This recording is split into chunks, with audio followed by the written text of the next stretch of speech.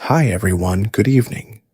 Ever wondered what it would be like to wake up and realize your Wi-Fi is gone, along with electricity, soap, human rights, and anesthesia? Welcome to the Middle Ages, a world where bread is harder than stone, kings smell worse than their horses, and life expectancy is just an optimistic rumor.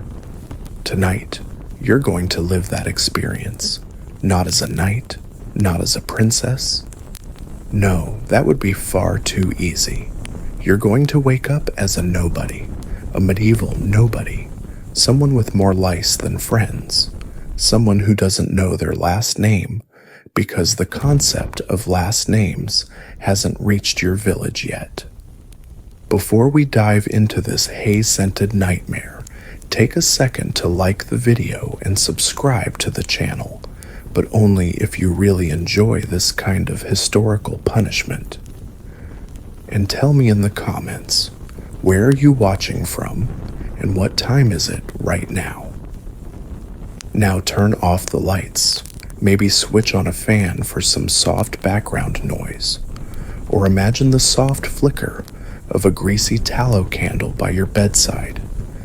Let's travel back to a time when comfort didn't exist, and the best you could hope for was surviving the week without an infected tooth. Smell the dung in the air, hear the clang of a distant village bell. It's time. You wake up scratching, furiously, under your arm, behind your knees, between your toes. Not just itchy, it's the kind of deep, crawling, maddening itch that makes you want to peel off your own skin. The wool blanket wrapped around your small frame is damp, not from a spring rain, but from sweat, breath, and time. The shared heat of 5 bodies and 3 goats. Someone is snoring, loudly, like a log being sawed underwater. You don't know who, maybe your uncle, maybe your mother, maybe the pig. They all live in the same room, you included. You're 7 years old, or 8. No one's quite sure. You don't have a birthday, just the vague memory that you were born during that year when the river flooded the mill. That's as specific as anyone gets. Your mattress is a heap of straw. Fleas live in it, rattling bones, old sweat. There are stains you've stopped questioning. Occasionally, you wake up with a rat staring at you. You've learned not to scream. Screaming wastes breath. Breath you need. Your first thought every morning is the same.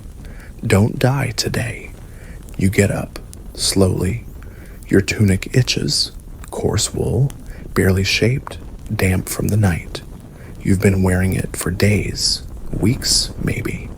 It smells like wet dog and old porridge.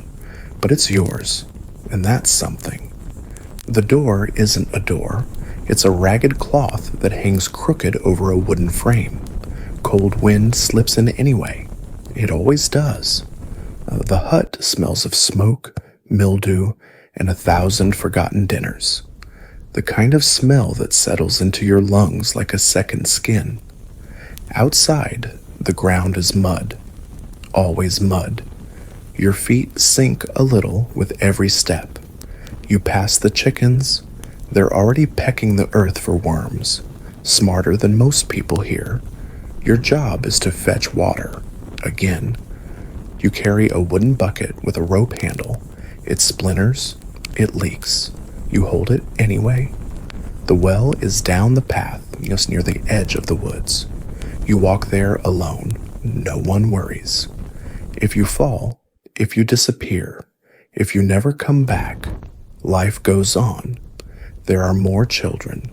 There are always more children. You haul the water back. 2 trips, maybe 3. Your arms ache. Your fingers go numb. You spill some. You hope no one sees. Back at the hut, your mother is boiling something. Oats, maybe. Or roots, or both. The pot bubbles over a fire that's more smoke than flame. Your brother is crouched beside it, coughing. He's younger than you, smaller, though always sick. He doesn't speak much, just shivers. You sit down beside the fire. You eat, slowly, quietly.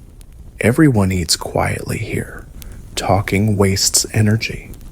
And food isn't guaranteed tomorrow. No one tells you what to do.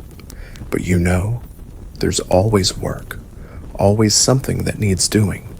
You sweep, you chase a goat, you help your uncle patch the roof with straw, you pull weeds, you bleed.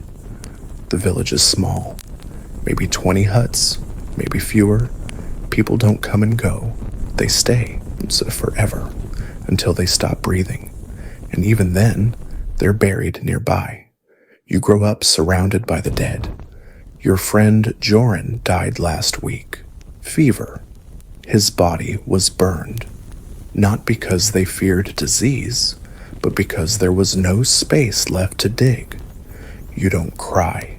You barely blink. Joran's gone. You're not. That's enough. By nightfall, your fingers are numb. Your legs are covered in scratches, and your belly is still half empty. You lie back down on your straw. The goats settle in beside you. One of them farts. You close your eyes and try not to dream. You wake up again before the sun, not because you want to, but because your body aches in too many places to sleep properly. Your shoulder from hauling buckets, your knees from kneeling in the dirt, your stomach from not enough. The air bites. The straw under your back feels damp again, and something small, probably alive, skitters past your foot. You don't react. You've learned not to. You rise, you scratch, you pull on your tunic, which has not dried overnight. You step outside barefoot into the mud that remembers every footprint. The village is still asleep, but the animals aren't. Cows murmur. A rooster screams, a dog howls far off. You wish it wasn't a bad omen, but deep down you know it is. You walk to the well again. This time the sky is pink with frost and low clouds. You carry your bucket like an offering. You greet no one greets you.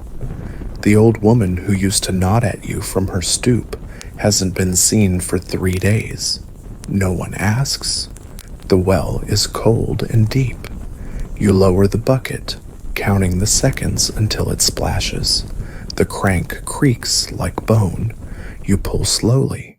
If the rope breaks, there's no replacement. You return with water. You always return with water. Your mother is up now. Her face is carved with lines. Her hands are swollen and rough. She pours water into a blackened pot. You don't ask what she's making. It'll taste the same anyway. Warm gray mush with hints of dirt. You eat, you chew, you try not to think. After breakfast, a horn sounds in the village square. It's rare. Everyone looks up. You all shuffle out one by one, some with babies, some limping, some wrapped in layers of torn fabric. You stand in the mud facing the Lord's messenger, a skinny man in a dark cloak holding a sealed scroll. He reads, "More taxes. The harvest was poor. The king needs men. The nearby village was raided. You're to send grain, tools, cloth, and someone to serve in the manor for a year.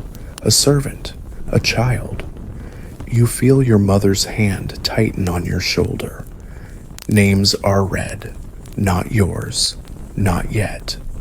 You breathe. That night, your mother doesn't speak. She kneels by the fire, mending a ripped sleeve with thread she can barely afford. You know the names read earlier were just the beginning. More will come. They always do. You and your brother huddle by the embers. The hut feels smaller than ever. The walls close in. The smoke curls like a whisper around your face. Your brother coughs in fits, and no one can afford to care. You wonder what happens to the children who go to the manor. Some return, changed, some never do. You've heard whispers of beatings, of cold rooms, of rooms without windows, but you've also heard of bread, real bread, with crust. So maybe it's not hell, just a different flavor of it. The next morning, your mother wakes you earlier than usual. Her eyes are red. She tells you not to speak, not to run, not to argue. She brushes the mud from your face and ties your hair with a strip of cloth. It's the cleanest you've ever felt. Your name, your stomach drops. You want to speak, scream, run, but you don't. You remember what your mother said. You look at her. She doesn't cry. She doesn't blink. She only nods once, then turns and walks away. You don't follow. Someone takes your arm, leads you to a cart. You sit between two boys you've never met. One is crying. The other is silent like you. The cart jerks forward. As you leave the village, you look back only once. Your hut shrinks behind the trees. The smoke of the hearth fades into the gray sky. You will never see it again, and no one will tell your story. Not yet.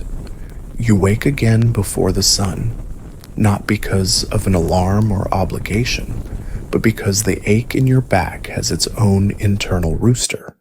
Your shoulders stiff from sleeping on straw, your hip bruised from a misplaced rock beneath your mat. Your neck creaks like a door never meant to open again.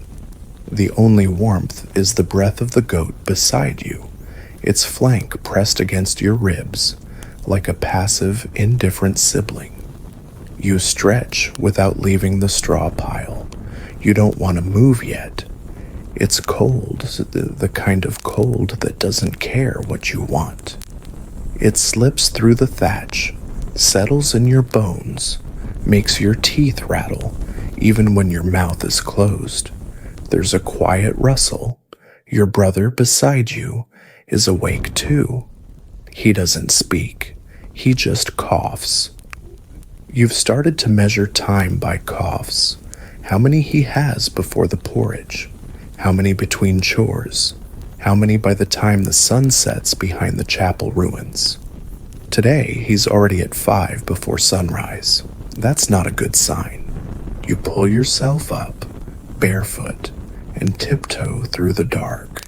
You step over the pig, past the fire pit. You reach for the bucket by the door. It's empty. Of course it is. That means a walk to the well. Again.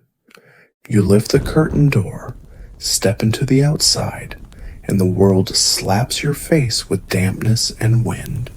The ground is mostly mud now. The snow from last week melted into brown slush, mixed with manure, broken tools, and discarded bones. The path to the well is familiar, worn, dangerous in a quiet sort of way. If you fall and break something, you'll limp until you stop moving for good. No one will fix you. They'll just say, bad luck, and move on. Your feet crunch over frozen puddles. You know where the deeper holes are now. You step around them. The sky is a dull gray, not quite morning, not quite night. The in-between light that makes everything feel like a memory. The village is asleep, or pretending to be. You reach the well and lower the bucket, counting the turns. You hum under your breath, just to hear a human sound. The water splashes, distant and hollow. You crank the rope back up, slowly, carefully. The handle squeaks and bites your palm. The bucket is heavier than it should be. You lift with your whole body, with knees, with a grunt that fogs in the air. You spill a bit, that's fine. Not too much. Just don't let your mother see. Back at the hut, the fire is trying to come back to life. Your mother is crouched beside it, puffing through a bundle of dried grass. Her breath is smoke. Her hair is damp.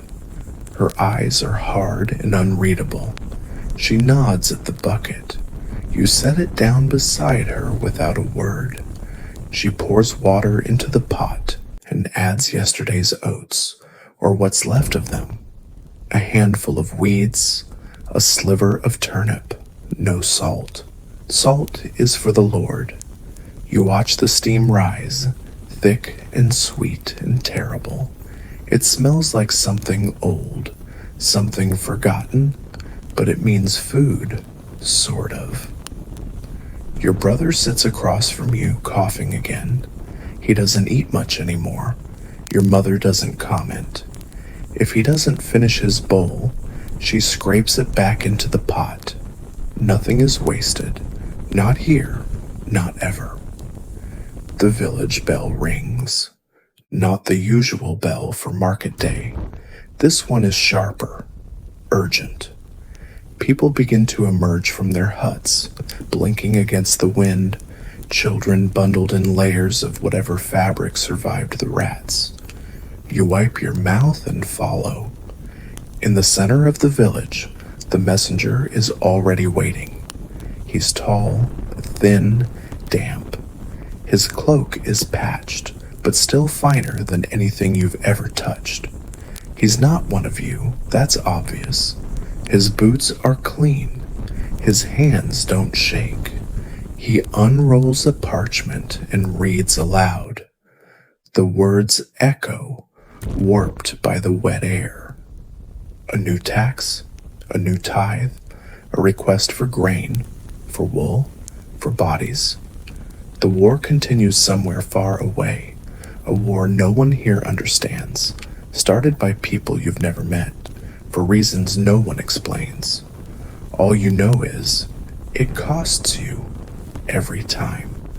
This time, they want a child, one from each village, to serve in the manor house for a year, to scrub floors, tend to the laundry, hold torches, clean up after the young lords, learn silence.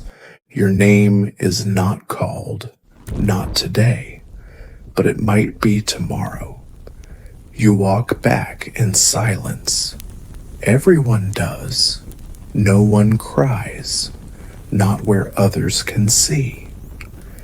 That night, the fire burns low. Your mother doesn't speak much. She sews quietly by the hearth, threading and rethreading the same piece of cloth. It's your brother's tunic, ripped at the shoulder, speckled with dried phlegm and soot. She patches it with a scrap from a grain sack. Her fingers work quickly, without hesitation, like someone who's done this 1,000 times while thinking of other things. You lie beside the fire with your brother, both wrapped in the same woolen cloth. He wheezes in his sleep. His ribs show when he turns. You try not to look. The wind outside sings through the cracks in the walls. The goats bleat in their corner. The pig stirs and groans. Everything in the hut breathes, groans, shivers. Even the walls seem to be alive with cold. Your mother tells you flatly, without looking up. The knight rides through tomorrow. He's choosing servants for the manor. Your first instinct is to say, not me, but you don't. You know that kind of protest doesn't change anything. Instead, you just nod and stare at the fire. You wonder what it means to live in a manor. You've never seen it, only the tips of its towers from a distance. You've heard stories of bread, of meat, of blankets thicker than sheep, of lords who don't beat children unless they're disobedient. You sleep restlessly. The straw pokes your back. Your feet are cold. You dream of a hallway full of voices and hands that pull you toward a staircase. You dream of falling, of carrying a tray that slips, of someone yelling your name, the name you barely remember being proud of. Morning comes fast. You are woken not by your mother, but by the sound of hooves, not the heavy clatter of carts. These are quick, clean, 4 horses, maybe 5. You hear them outside, impatient, elegant, foreign. Someone knocks, not on your door, someone else's. You hear names shouted, cries, some bargaining. One woman screams, another weeps softly, the way you've heard prayers weep. You and your brother are already dressed. You both sit by the fire, hands in your laps, waiting. Then the knock. Your door. One knock, just one, then silence. Your mother stands, straightens her back, wipes her hands on her dress, opens the curtain. A man in a deep green tunic stands there. He wears leather gloves. His face is young but severe. Behind him, another man holds a parchment. The reader's voice is bored. By order of the Lord of the Manor, by the tithe of the field, by the seal of service, one child shall be taken. Your name. He says your name like it's just a word, a leaf in the wind. He doesn't look at you, just reads it, folds the parchment, and waits. Your mother steps aside. She doesn't hug you. She doesn't cry. She doesn't speak. She just places something in your hand, a piece of cloth, folded. You'll open it later and find a dry biscuit and a dried sprig of mint. You step outside. The air is colder than it should be. Or maybe it's you. There's a cart waiting, a flat wooden platform pulled by a horse. A few others are already there.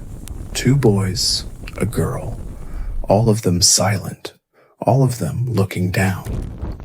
No one speaks, and one of them is barefoot. One holds a wooden toy. No one holds anything else. You climb into the cart. The knight doesn't look back. He mounts his horse and rides ahead. As the cart lurches forward, you glance back once. Your village is already shrinking behind you. The huts, the well, the gray smoke of morning fires. You see your mother standing in the doorway, just standing. No wave, no farewell, just stillness. You sit still. The road to the manor is long, cold, silent.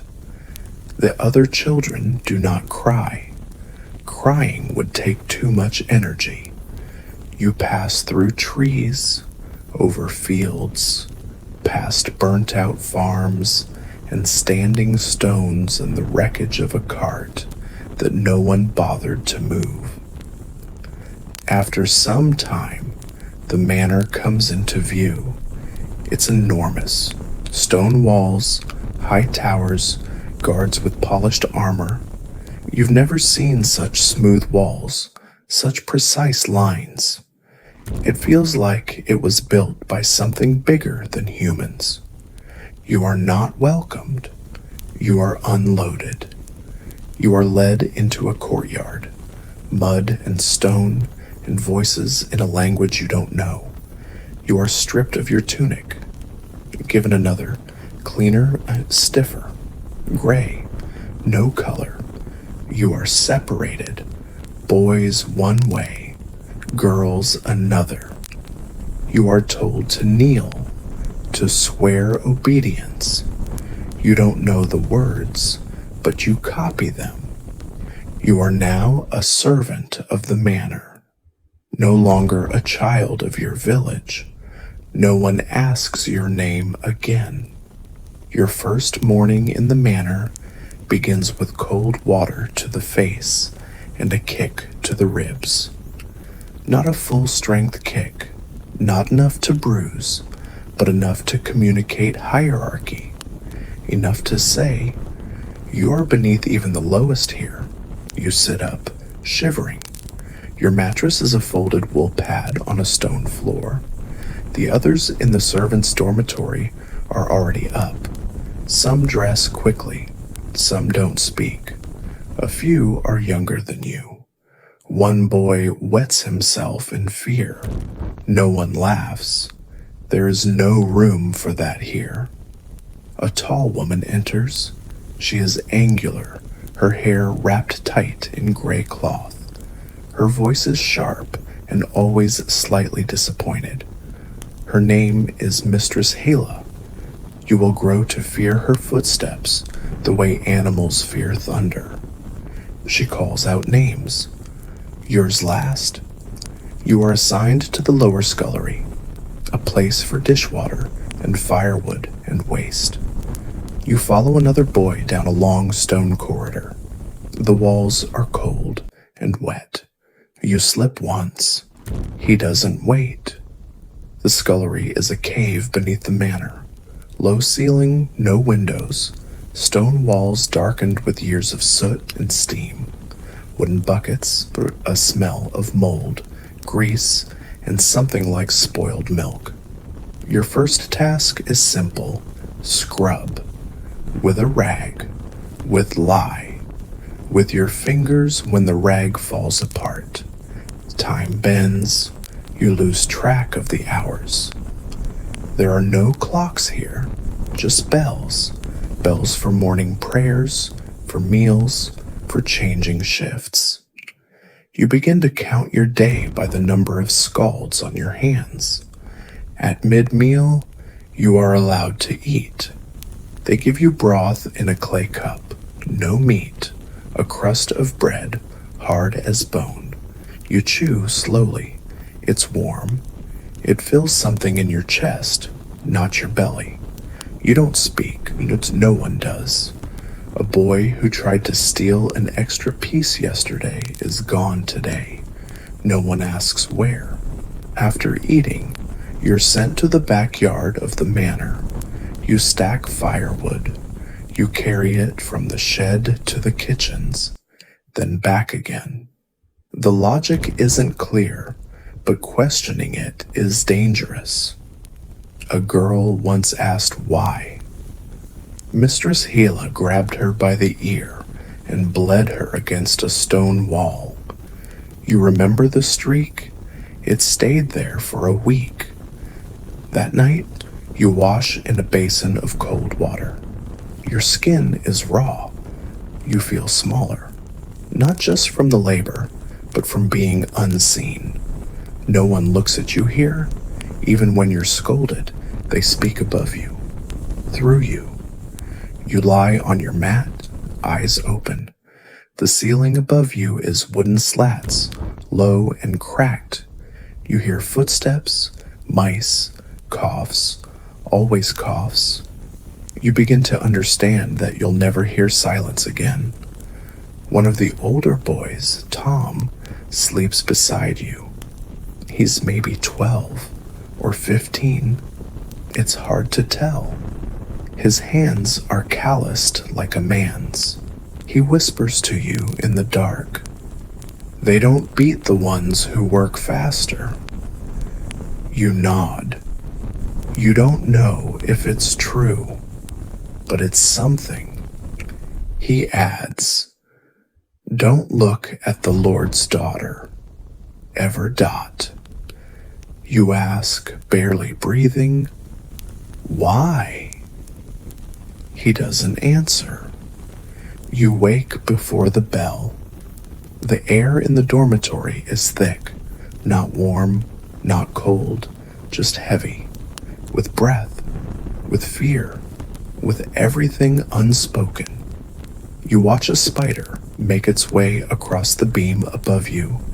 You wonder how many nights it's been here, how long it's lived in this quiet chaos, surviving only on silence and motionless patience. The bell rings, not loud, but it cuts through bone. You rise. You're getting faster, not out of pride or strength, but because your body understands now.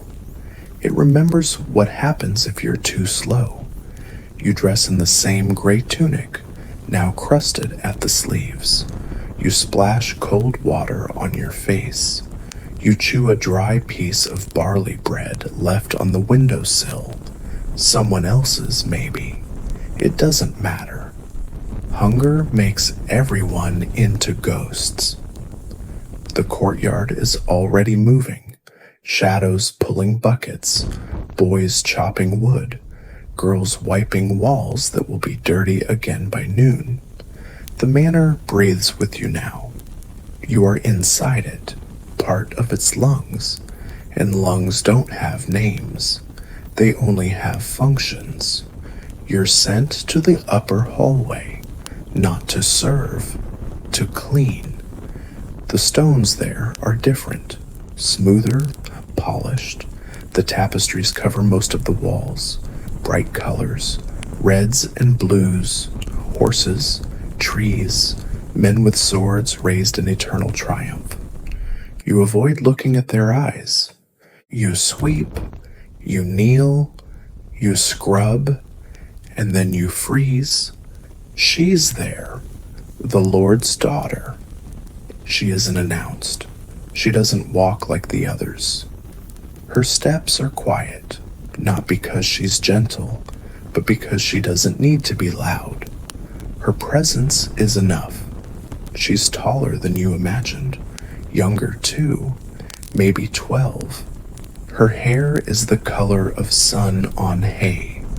Her dress looks softer than anything you've ever touched. You keep your eyes low. She walks past. She does not speak, but she sees you, not with curiosity, not with kindness, with the gaze one gives a puddle or a stone in the path. Oh, not a person, just an object, unfortunate, present, ignorable. She's gone. You breathe again. Later, Tom finds you. He whispers, "She saw you?"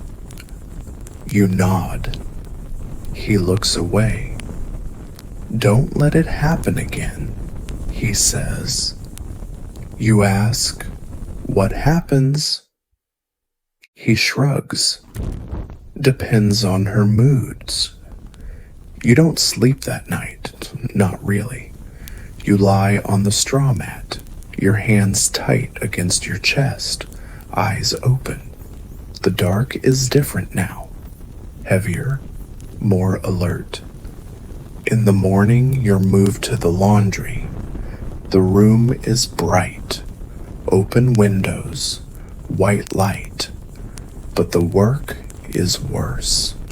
You scrub cloths in cold water. You wring them until your fingers blister. You carry piles up steep stairs. Your arms feel like soaked rope. A woman oversees the room. She is older, hunched, smells of vinegar. She hits when you pause. She hits when you rush.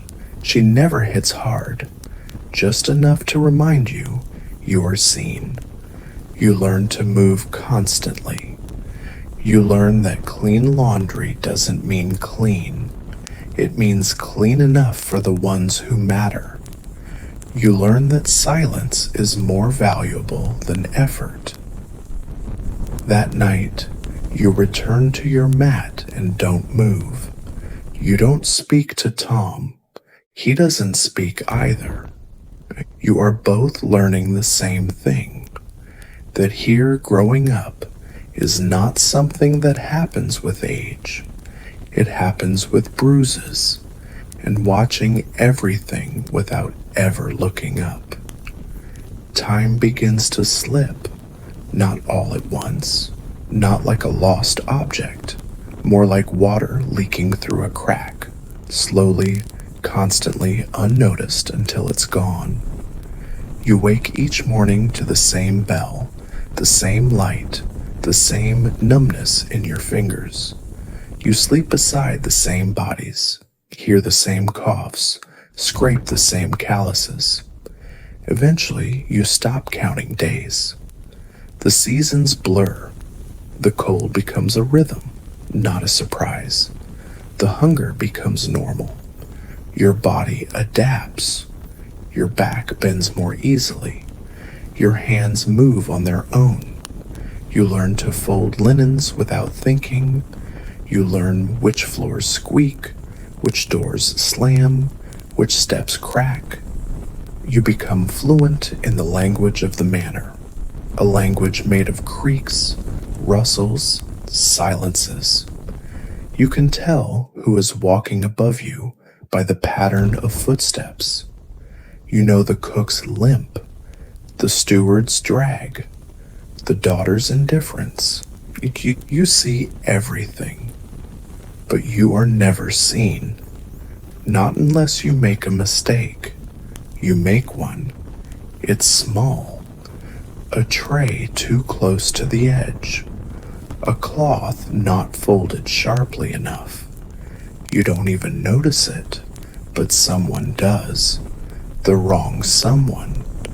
The steward calls you by the number they gave you, not your name, not that anyone remembers it. He brings you to the central hall, not the great hall, the one below it. A room with no windows and a single wooden chair in the middle. Mistress Hala is already there. So is the knight. You stand in silence while they speak about you like you're not there. They say sloppy, slow, distracted. They say replaceable. You lower your head, not out of shame, but out of instinct. You've seen what happens to those who don't. They don't beat you, not this time, but they move you again. You are no longer in laundry, or scullery, or even the wood yard. You are sent to the cellars, the place beneath the manor, the place where light doesn't reach. You carry barrels, stack crates, sweep filth, kill rats. Your hands swell. Your nose bleeds in the cold. You wear gloves when they give them. Most of the time, they don't. You share this space with a man named Wren. You don't know if that's his real name or a word he made up because he forgot the original. He's missing 3 fingers, smells like vinegar and old cider. He hums constantly, even when not working, especially then. He doesn't speak to you for a week. Then one day, he offers you a dried apple. It tastes like sugar, like something almost forbidden. You chew slowly, afraid it will vanish too quickly. Wren says, "You've got cellar eyes now." You ask what that means. He shrugs. You look without blinking. You start talking sometimes. Small things, the names of the others, where you came from, what you remember of your mother's hair. Wren listens. Sometimes he nods. Sometimes he says nothing. You begin to look forward to the sound of his humming. One night, as you finish stacking a barrel too big for one person, you sit beside him on a cracked bench. He hands you a cloth to wrap your hand. He says, "They don't look down here. Not often. Not unless we force them to. You ask what that means. He just hums. You go to sleep later than usual.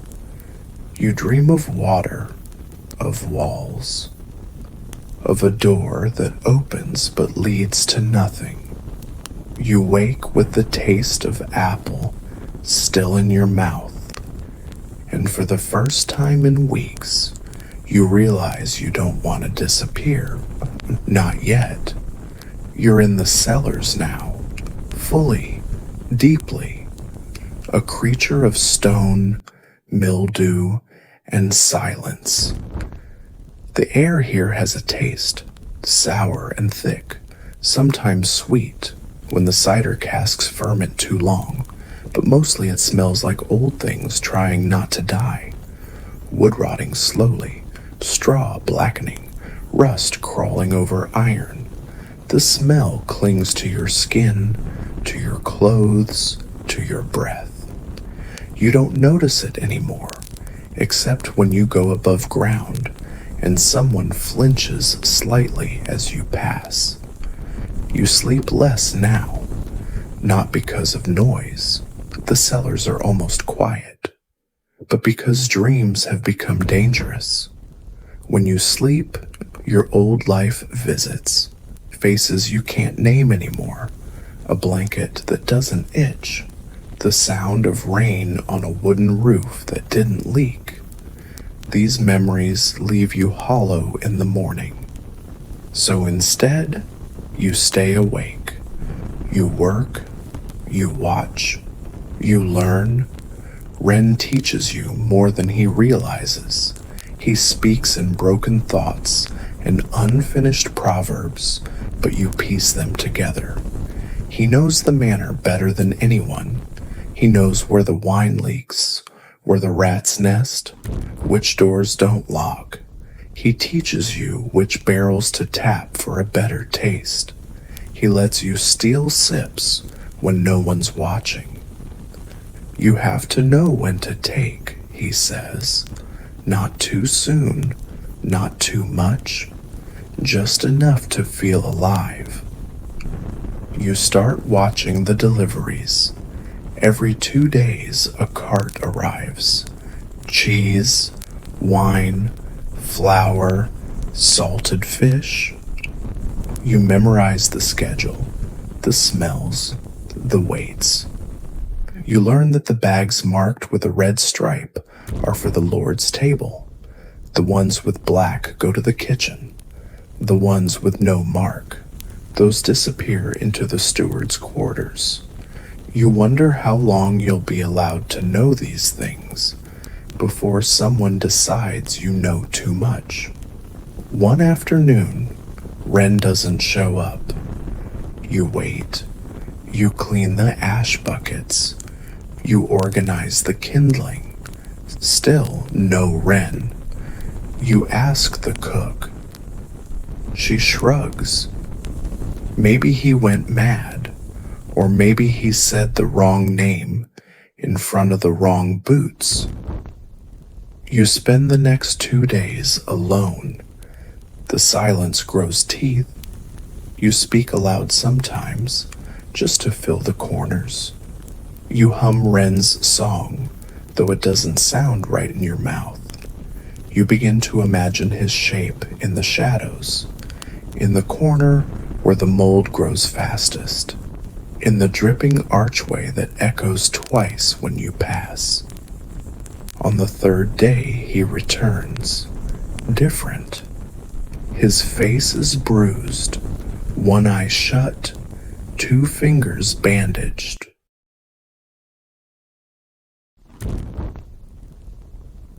He doesn't explain. He just sits, breathes, then says, "Never joke about the steward's hands." You nod. Lesson learned. After that, the work resumes, but slower, more cautious. You ask no questions, but you listen harder. One night, after hauling a full barrel from the delivery lift, you pause beside a stack of sacks. You lean against it, chest heaving, sweat soaking through your tunic, your back screams, your hands burn, you feel close to collapsing. Then you hear it, a whisper, not a voice, a sound, like silk sliding across stone. You hold your breath. You hear it again. A door you've never noticed opens, barely, then closes. Footsteps, light, precise, expensive. You wait. A moment later, the steward walks past the corridor above, whistling. You memorize the moment, the angle of the light, the sound of the latch. You've found something. You don't know what yet, but you will, because now the cellar isn't just where you survive, it's where you observe, and every fortress has a crack. You wake with the shape of the hidden door still behind your eyes. All night you saw it, opening, closing. You saw the steward's hands, broad, soft, too clean for a man who orders beatings. You saw the flicker of his candle. You smelled something strange on him as he passed. Not wine, not rot, not anything from the kitchens. Something sharp, metallic, and something sweet, too, like burned fruit. You don't tell Wren, you don't tell anyone, because something in you, deeper than thought, knows this. Secrets kept you powerless in the village, but secrets here, they might be worth something. You begin to watch, not obviously, never stare, never linger, always sweeping, stacking, and scrubbing. But your ears open wider now. You follow echoes, you count steps, you learn who passes the steward's door at what hour. You learn that the daughter never walks alone anymore, that the knight's boots squeak slightly after rain, that the mistress of the manor wears keys on her belt, and they chime like tiny bells when she's agitated. You begin to understand the manor as a body, and you are one of its nerves. One morning, you're sent upstairs with a message, rare for someone from the cellars. The cook hands you a folded note and tells you, "Give this to the steward, directly, no eyes."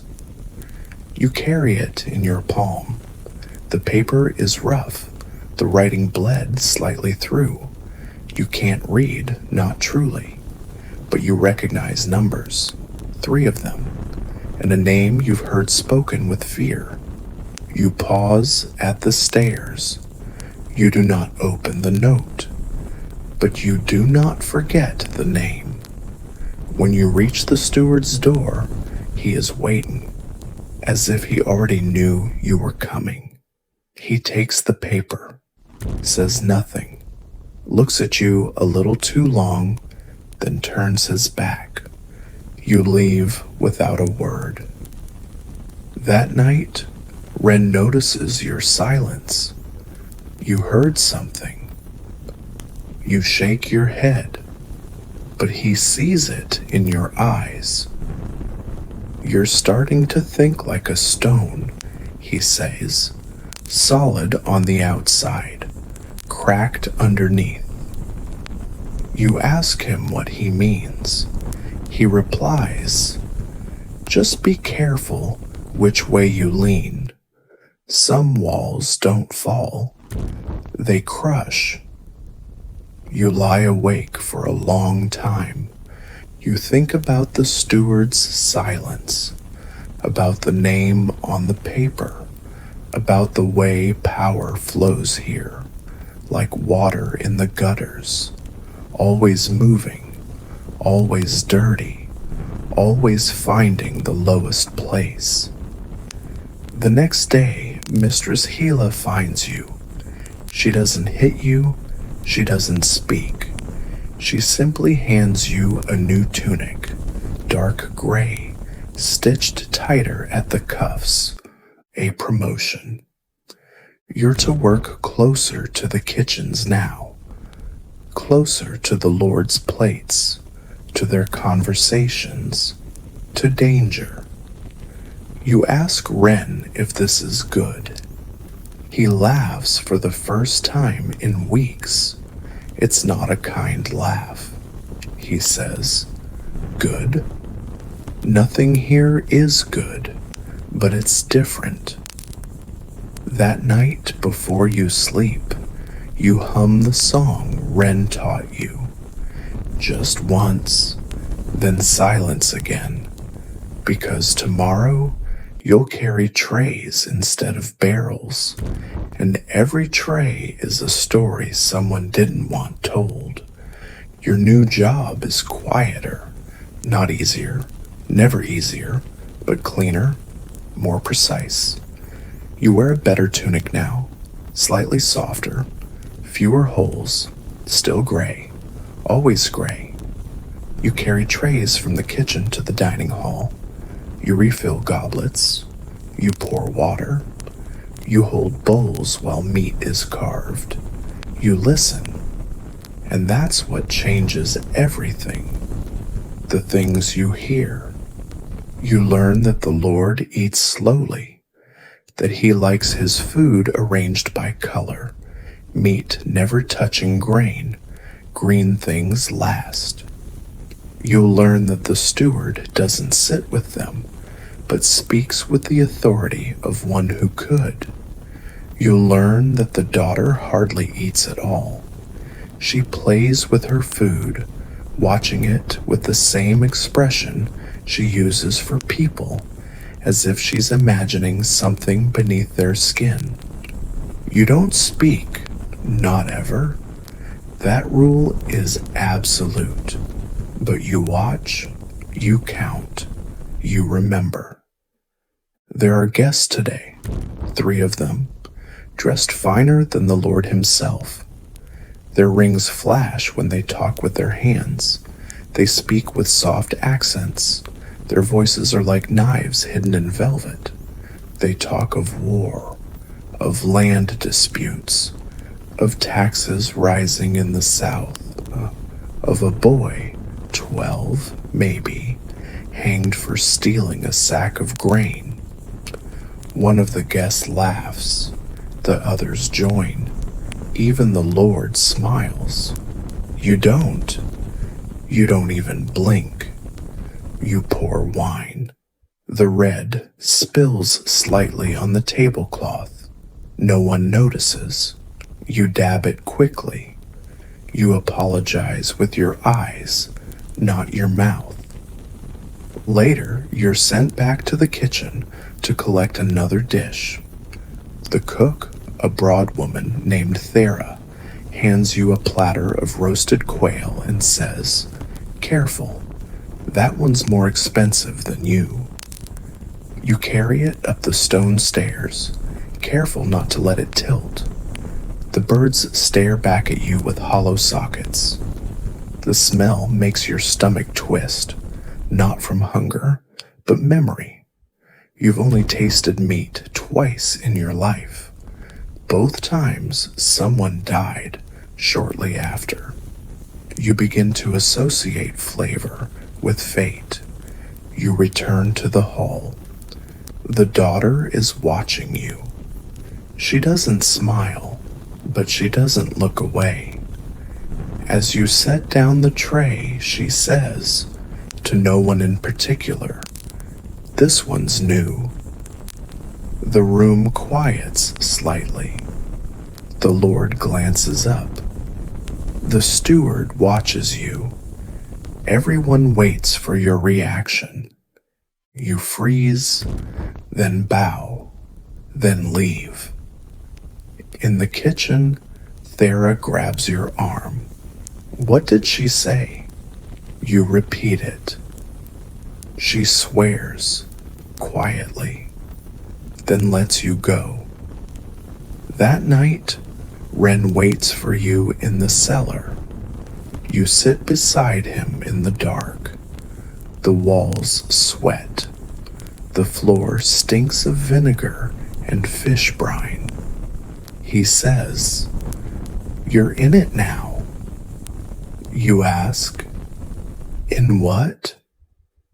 He doesn't answer. Instead, he leans back, closes his eyes, and says, "There's two kinds of servants. Ones they don't see, and ones they see too much. You ask which is safer. He opens one eye. Neither. You sleep on a folded cloth that night, not straw. A reward, maybe. A warning, more likely. You dream of the daughter's eyes. Not cruel, not curious, just empty. And somehow that's worse. It starts to rain. Not the summer kind, soft, fragrant, brief, but the kind that settles into stone. Rain that becomes a part of the walls. Rain that seeps into your bones through your souls. Rain that teaches you the difference between cold and wet and shows you how they work together. The manor becomes a world of dripping. Every corridor echoes with water. Every servant trails dampness. The laundry hall is swollen with cloth that won't dry. Fires smoke, the cellars steam. The kitchen turns slippery, and every smell becomes more intense. Roasted fat, mold, onions, horse sweat, polished boots.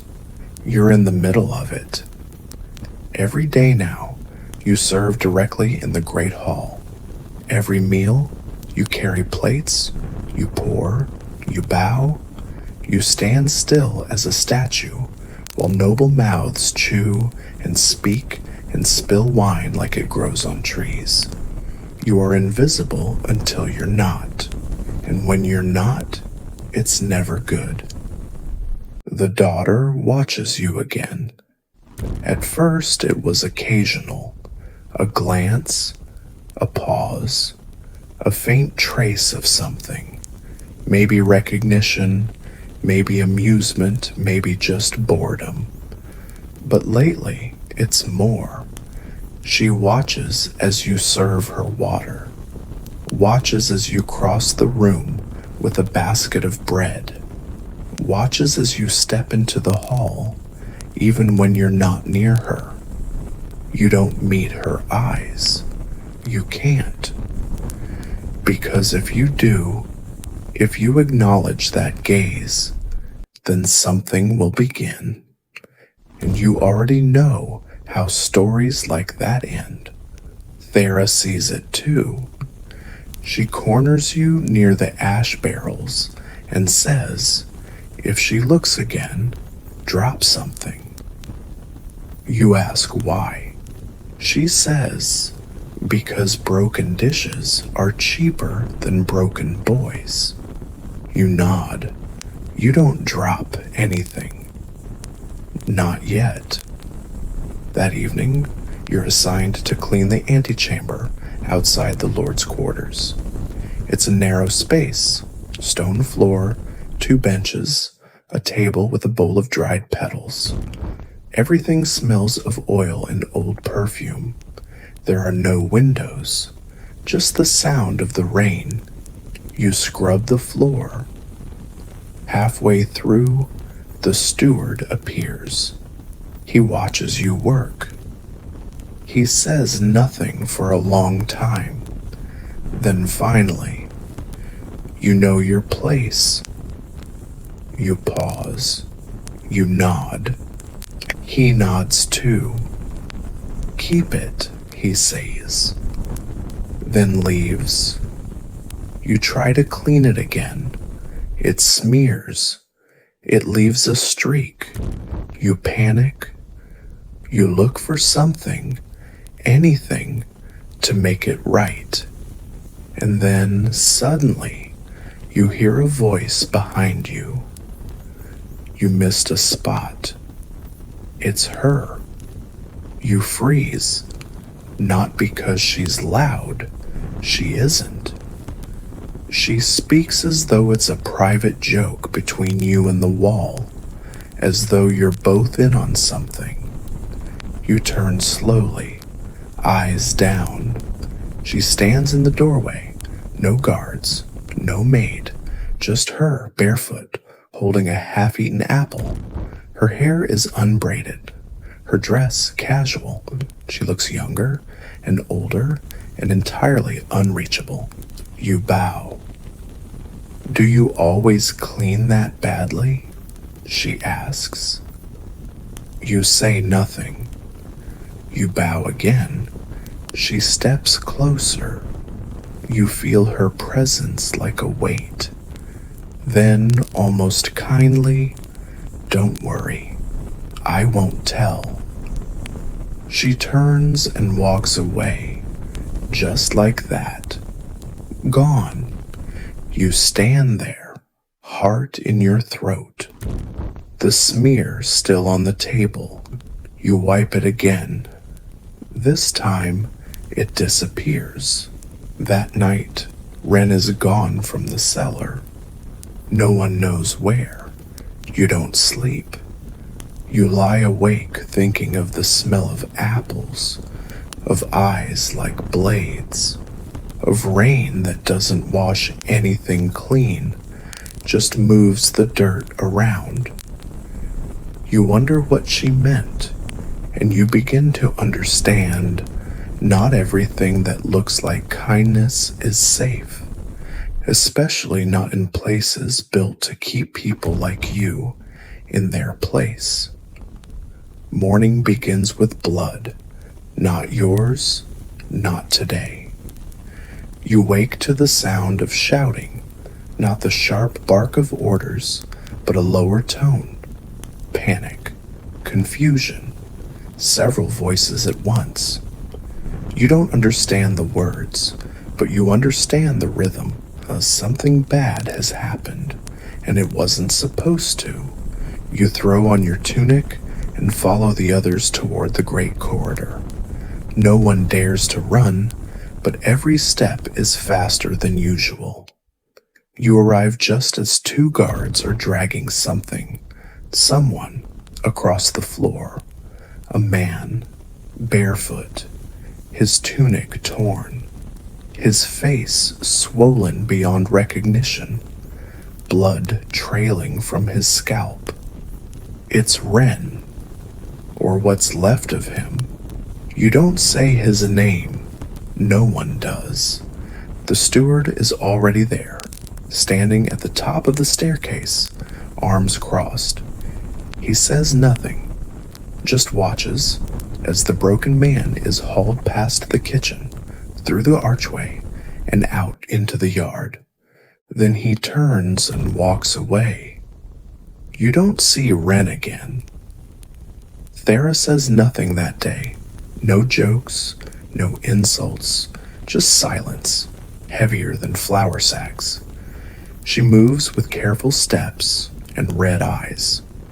At one point, she grips your wrist too tightly while handing you a pot. She doesn't apologize. She just holds on for a moment longer than necessary, as if to anchor you. The cellar feels emptier now, not just from his absence, but from the absence of your own voice. You don't hum, you don't whisper. You clean in silence and it grows louder. That evening, the Lord hosts a feast. You know this not because you're told, but because everything multiplies. Twice as many trays, twice as much firewood, twice the shouting. You carry eels, breads, roasted pheasant glazed with honey, ale barrels, and something that smells like spiced plum, though you've never tasted one. In the great hall, the tables are filled, nobles from other lands, jewelry that catches the firelight, laughter that bites at the edges. The Lord's daughter is seated near the head of the table, quiet, polite, untouchable. You serve her wine. She watches you again. Then, with a smile that doesn't match her eyes, "Did you hear about the rat in the cellar?" You pause. The steward hears too. His gaze lands on you like a falling axe. You say nothing. She laughs, light, harmless, performative. Everyone joins in. You pour the wine, step back, survive. That night, you are not sent to your bed. A guard pulls you aside, doesn't explain. He leads you to the chapel. You've never been inside. The walls are cold stone, carved with faces too worn to see clearly. Candles flicker beside a cracked altar. The air smells of wax and something older, incense and wet earth. The priest stands beside the altar, pale, thin, younger than you expected. He gestures. You kneel. He places his hand on your head. He says words you don't recognize. Then softly, "Say nothing, ever dot." You nod. He leaves. You walk back alone. The hallways feel longer than before, as if the castle is expanding around you, stretching into some shape you were never meant to fit inside. At your mat, you find a piece of bread. Software fresh. You don't know who left it. You don't eat it. You sleep beside it. And in your dream, Wren hums a tune you can't remember.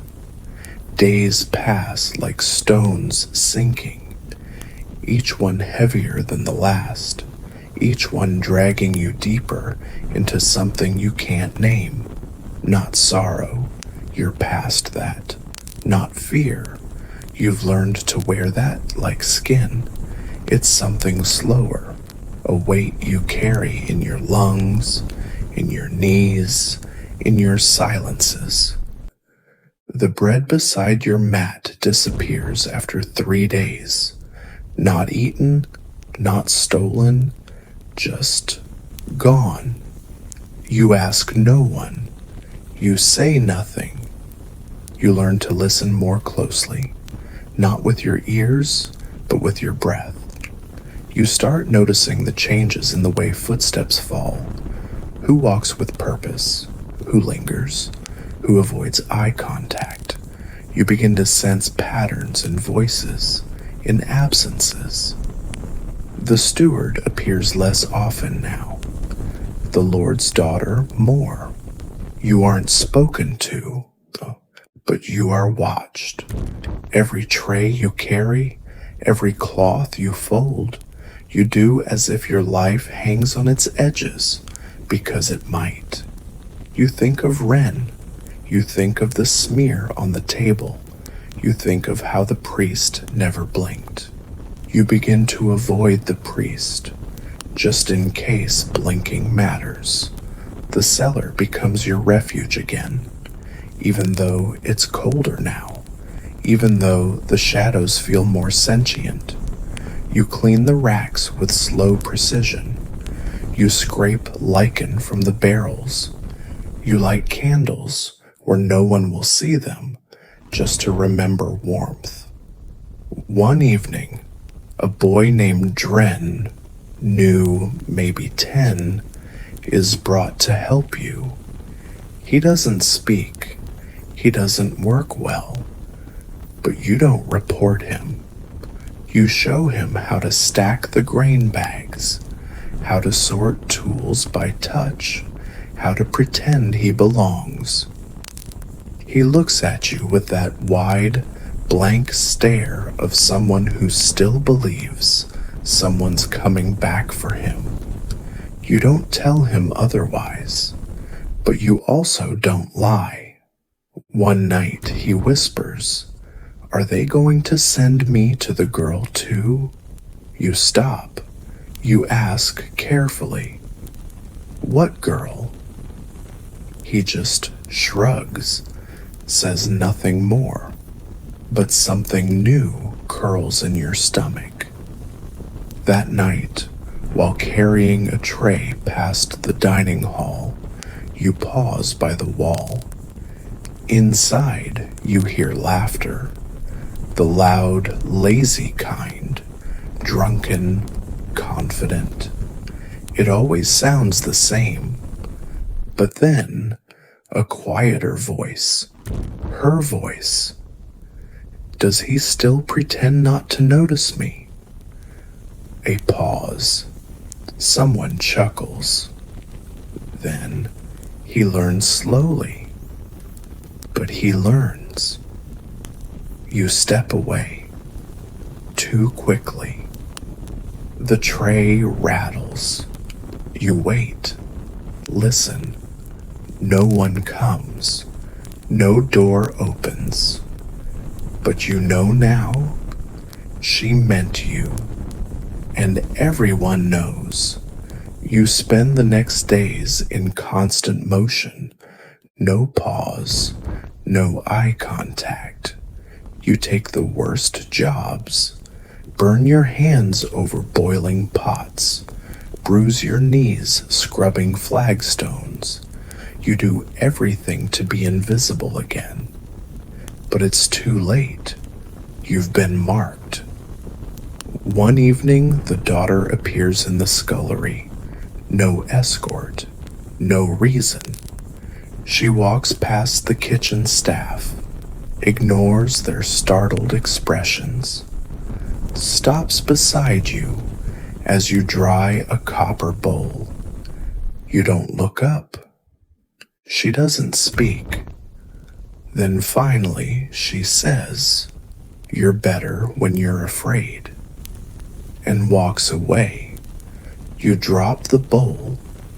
It cracks. No one scolds you. No one dares. That night, you wrap your hands in cloth before bed, even though there's no injury. It's a ritual now, like praying, only quieter. The frost arrives silently. No trumpet, no banner. Just a morning when the stone bites harder and your breath becomes visible, a ghost rising from your mouth, desperate to escape. The straw in your mat crunches when you move. Your hands stick to metal. Water in the buckets crusts at the edges. The manor reacts with indifference. The fires are lit earlier. The bread is harder. The air in the upper corridors smells of pine and burnt oil. You are still sent out to the well, still made to carry wet linens in the dark, still expected to bend like the wood that cracks around you. But something is changing, not just in the weather, in the people. The guards are quieter, more on edge. The steward snaps more often. The kitchen staff mutters behind closed doors. Deliveries come later.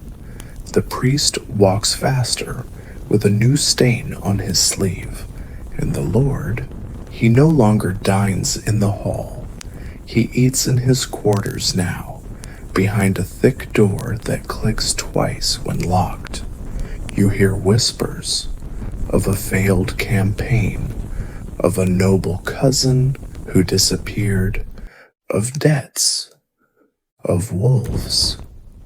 One evening, you carry a jug of vinegar down to the cellar and find Dren not working, just sitting, his eyes red, his fingers raw. He says, without looking at you, There's a door in the chapel, beneath the altar. I saw it open once. You don't ask why he was in the chapel. You don't ask anything. You simply nod and keep moving. That night, you dream of a door, not the one he mentioned, not the one you saw the steward use. A different one, a door in the sky.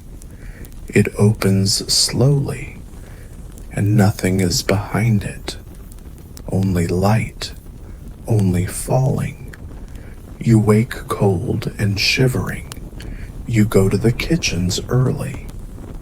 Thera hands you a tray of dried fruit, dates, raisins, plums, the kind of tray meant for guests. You're told to bring it to the music room. You didn't know the manor had one. You walk slowly, the tray balanced, your eyes down. But when you reach the door, it's ajar. Inside, warmth, music, a lute played lazily, out of tune but deliberate. And her, alone, she doesn't look up as you enter, just keeps playing.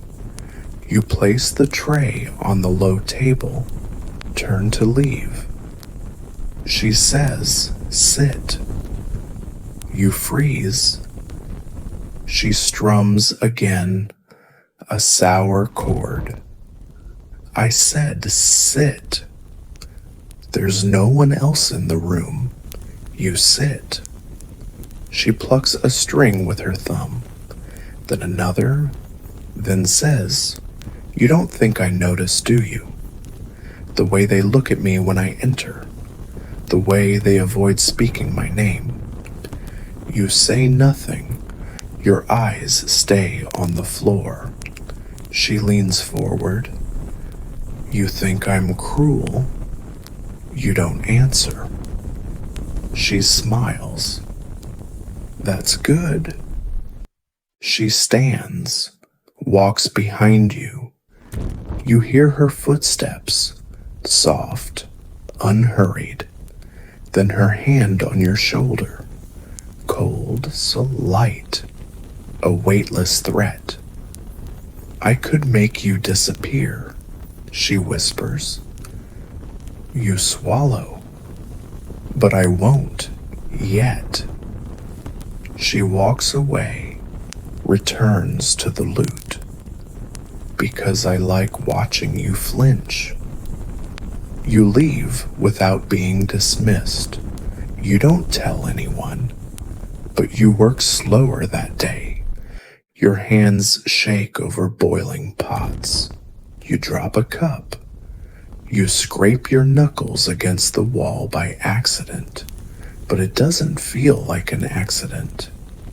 And that night, before you sleep, you press your ear to the stone, and you hear something breathing beneath it, like the manor is alive, and it's listening too. The snow arrives before anyone is ready. One morning, the courtyard is white, just like that, as if the night painted over the world with silence. The air is sharper. Every breath cuts a little. Every sound is muffled, swallowed by the softness outside and the hardness within.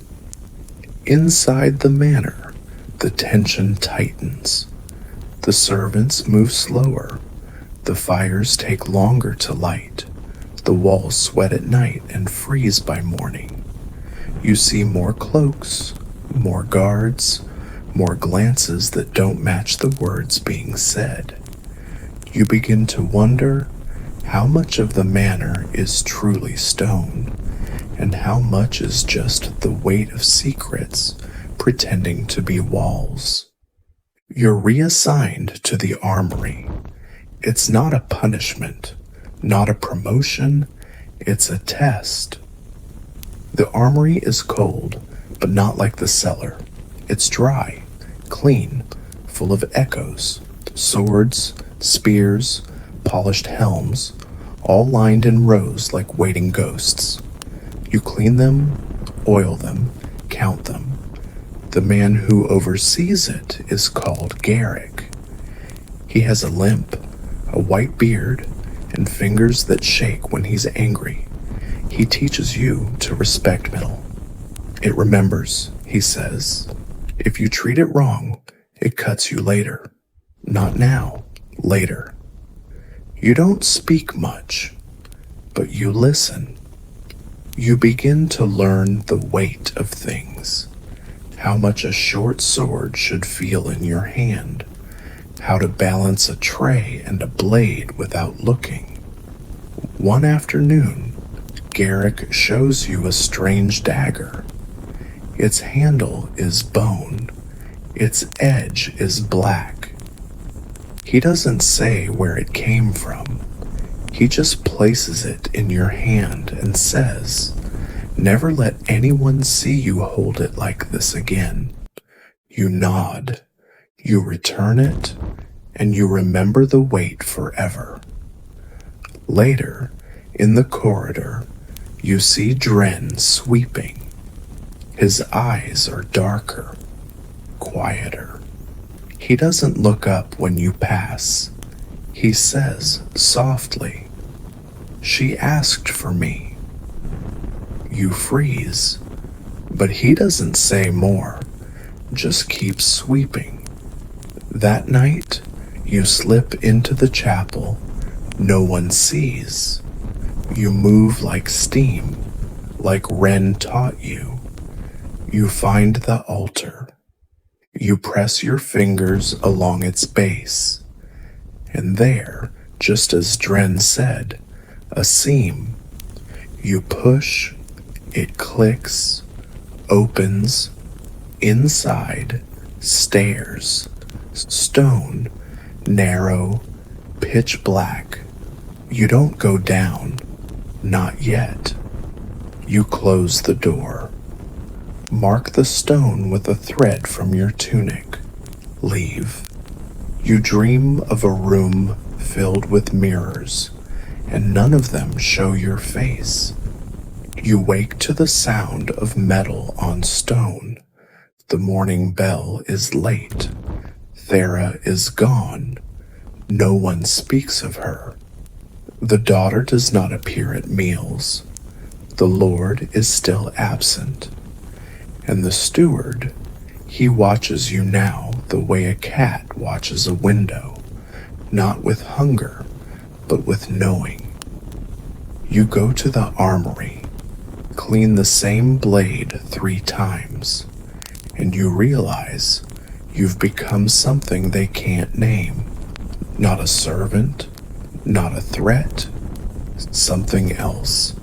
A variable, a mirror with no reflection. And in this place, that's the most dangerous thing to be. You become a ghost, not suddenly, not in some dramatic candle-blown moment. You just fade, shift, dissolve into the background like old paint on a cold wall. You move differently now, slower, but with purpose.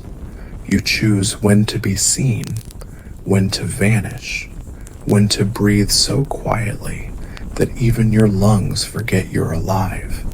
It begins with a silence, not yours. Heron. The daughter stops speaking. No one says why. At first it seems like mood. Nobles are allowed those. But after 3 days of meals, where she only gestures, nods, and stares, the whispers begin. You hear them in the kitchen, in the halls, in the guard post where the fire never quite catches. Possessed, one maid mutters. Struck by vision, another says, more hopeful. Maybe she finally saw herself. The baker jokes, quietly. No one laughs. Not really. She eats less now, sleeps more. You know this not because anyone tells you, but because her tray comes back untouched. And one morning, you're asked to carry a jug of warmed wine to her chamber. Alone, you hesitate. You consider dropping it, breaking it, running. But you don't. You knock. The door opens on its own. She's by the window, back to you, hair loose, one hand resting on the glass. The snow outside reflects a blue light across the stone. Her silhouette looks painted there, like she's always belonged to another world. You step in, set the jug down. She doesn't turn. Then softly she says, "Why haven't they killed you yet?" You freeze, not from fear, but from truth. You don't have an answer. You don't think she expected one. She turns her head slightly. You see part of her face, pale, hollowed, eyes like a storm inside a cup. "They kill the things they don't understand," she whispers. "And you haven't given them a reason yet." She smiles. It isn't cruel, just resigned. Then she adds, "But you will." You leave. You don't bow. You don't look back. That night, the chapel is locked. You check the seam. Still there, but different, colder. You don't go down. You return to the armory. Garrick is gone. No one knows where. No one asks. You polish the same sword for an hour and realize the manor has begun to eat itself. Not quickly, not loudly, but like rot in the beams, silent, spreading, invisible until collapse. The steward still walks the halls, but slower now. His boots echo longer. His eyes linger too much. He asks your name again. You don't give it. He nods as if that's an answer. The priest appears at dinner, not to eat, just to watch. His robes darker than before, his fingers twitching.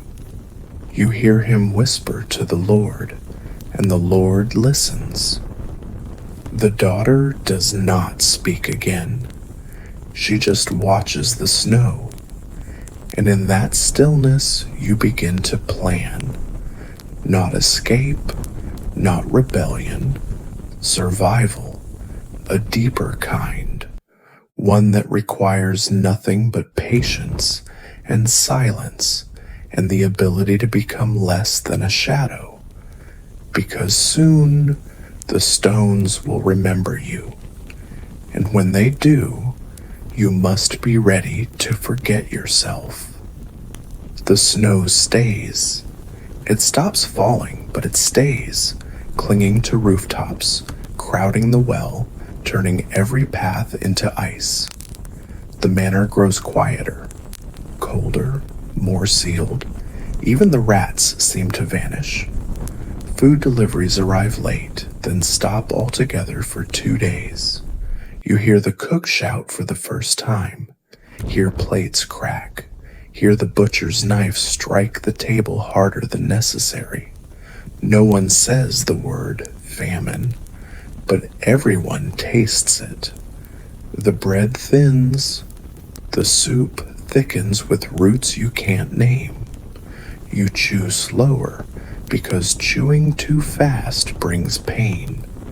The Lord doesn't dine in the hall anymore. No one does. Meals become scattered, private. Trays go missing.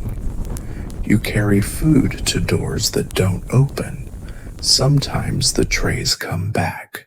Sometimes they don't. One morning, you're ordered to the chapel again. Not to pray, to clean. You bring a bucket, a rag, a stiff brush.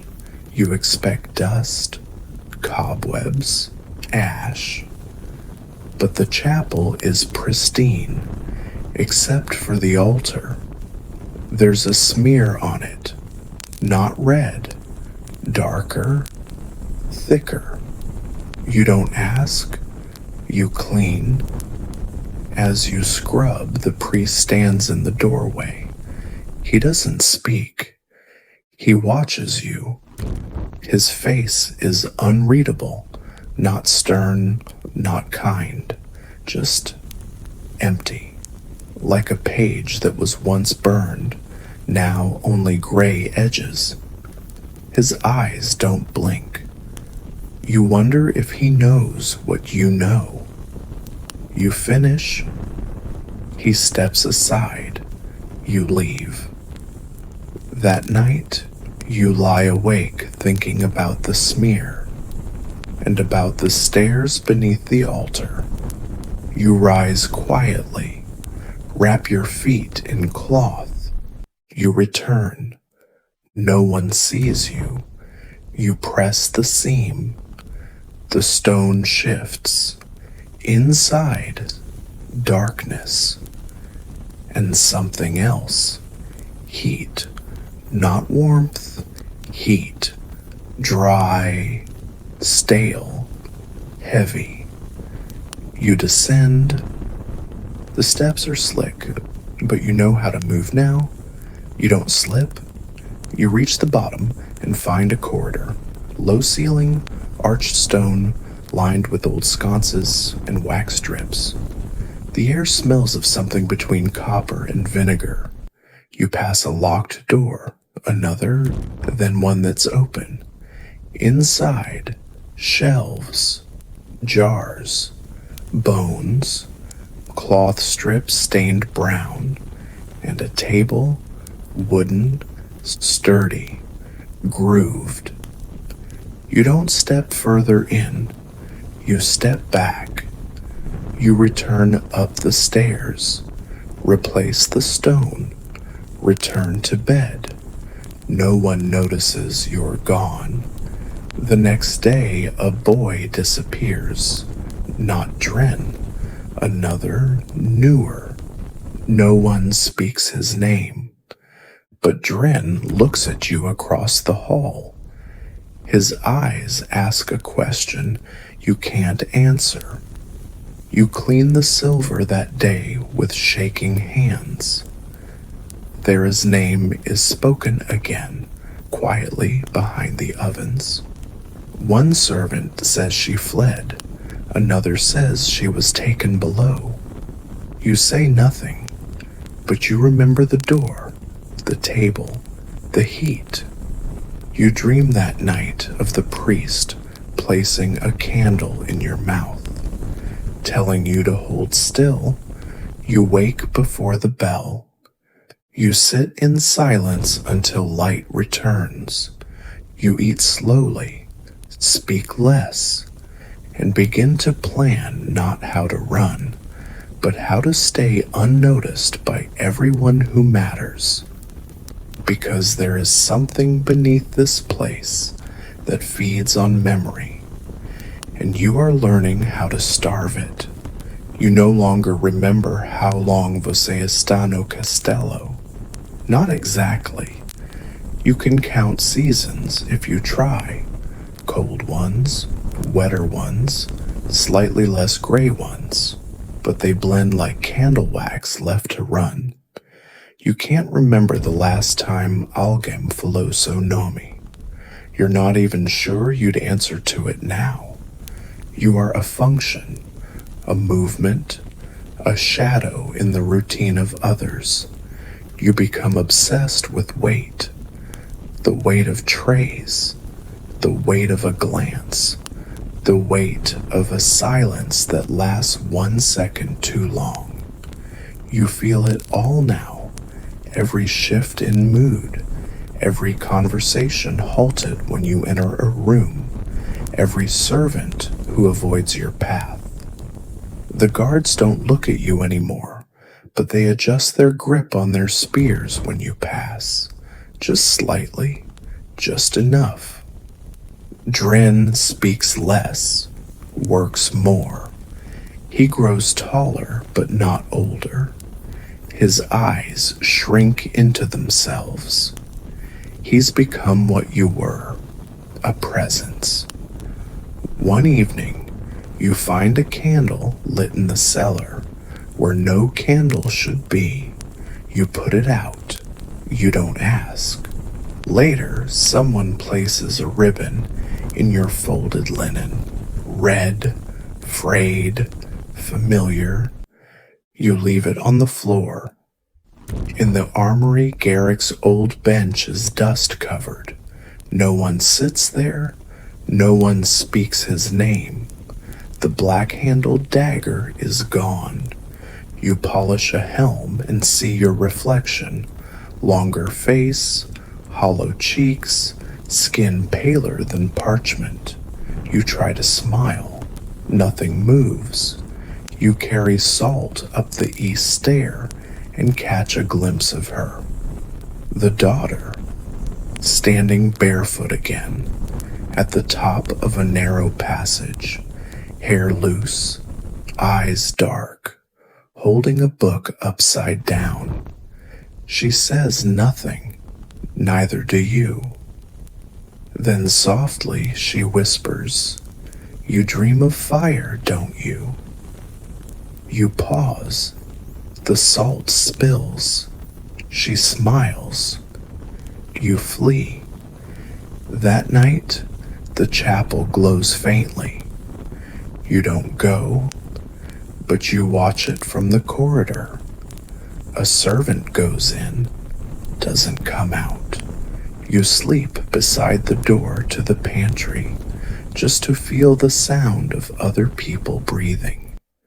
And when you wake, the pantry's door is open and no one is inside. The bread is gone, all of it. The cook shouts, slaps a boy, blames mice.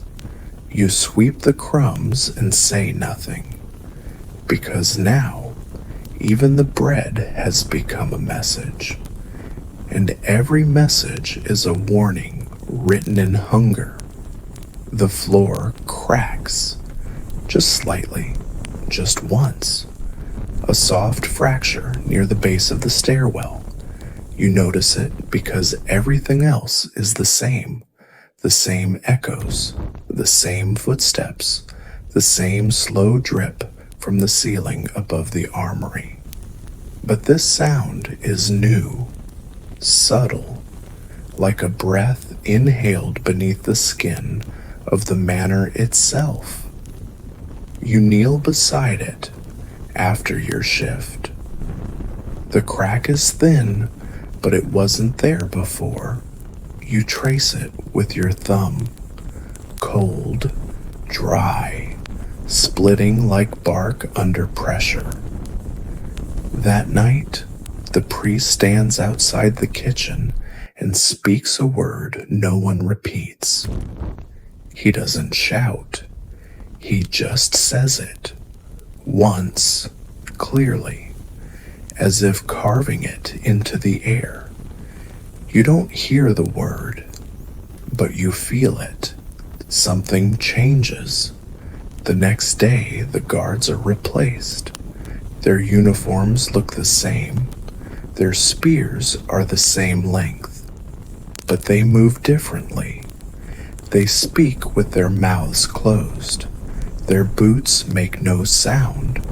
You hear whispers about the Lord being ill, then whispers that the Lord is missing, then whispers that there never was a Lord, only an idea of one. In the hall, The daughter eats alone. You deliver her a tray. She doesn't look up, but she says, "They want to turn me into the stone, but I already live inside the cracks." You don't answer. You don't even bow, because part of you now believes she's talking to someone else, or to the walls, or to herself. The priest passes you later, carrying a lantern made of bone. You don't ask where he got it.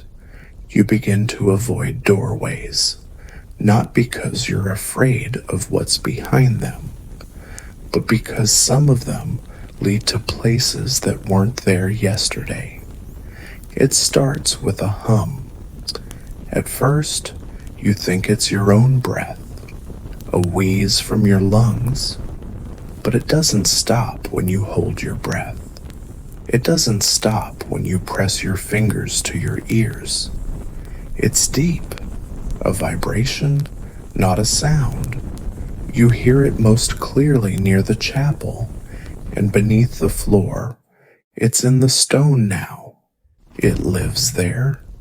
You begin to work slower, not out of fatigue, you've passed that, but because every movement feels like pulling against the tide of something unseen. Like gravity has changed its mind. One day, you trip carrying firewood. You land hard. Your arm bruises instantly. You don't cry out, but the sound your body makes echoes too far, too long. Someone hears. You rise. A guard appears, one of the new ones. His eyes are wrong. They don't blink. He helps you up with too much care. You limp away, and when you look back, he's staring at the wall. Not at you, at the wall, as if it just whispered to him. That night, you open your mouth to speak to Dren, and no sound comes out. You try again, still nothing. Your voice returns the next day, but only in whispers. You clean the same stairwell you always cleaned, only now the stones feel warm, as if something beneath them is breathing slower than time. The priest nods at you in passing. You don't nod back. You don't stop moving, because something is listening, and whatever it is, it has begun to learn your name. Time no longer passes. It drips. Each hour bleeds into the next without shape or edge. You start counting things to hold on to yourself. The number of steps between the scullery and the chapel. The number of times the priest touches his sleeve. The number of breathless silences that last too long to be natural. You count 93 footsteps between your bed and the hallway. 17 between the chapel and the locked stairwell. 4 between the daughter's voice and your breath catching in your throat. You stop saying the word day. You say interval, space, shift. The bread is moldy now, but still served. The water smells faintly of iron. The fires burn low even when fed. You light a candle in the armory, something you were told never to do, and the flame dances in a strange rhythm, not flickering, pulsing, like a heartbeat. You begin to suspect the manor has one. The steward stops showing up entirely. The priest walks slower, as if each step is measured for a ritual he can't fully remember. You are sent back to the kitchen. You peel roots. You scrape pots, you cut your finger, and the blood doesn't stop for several minutes.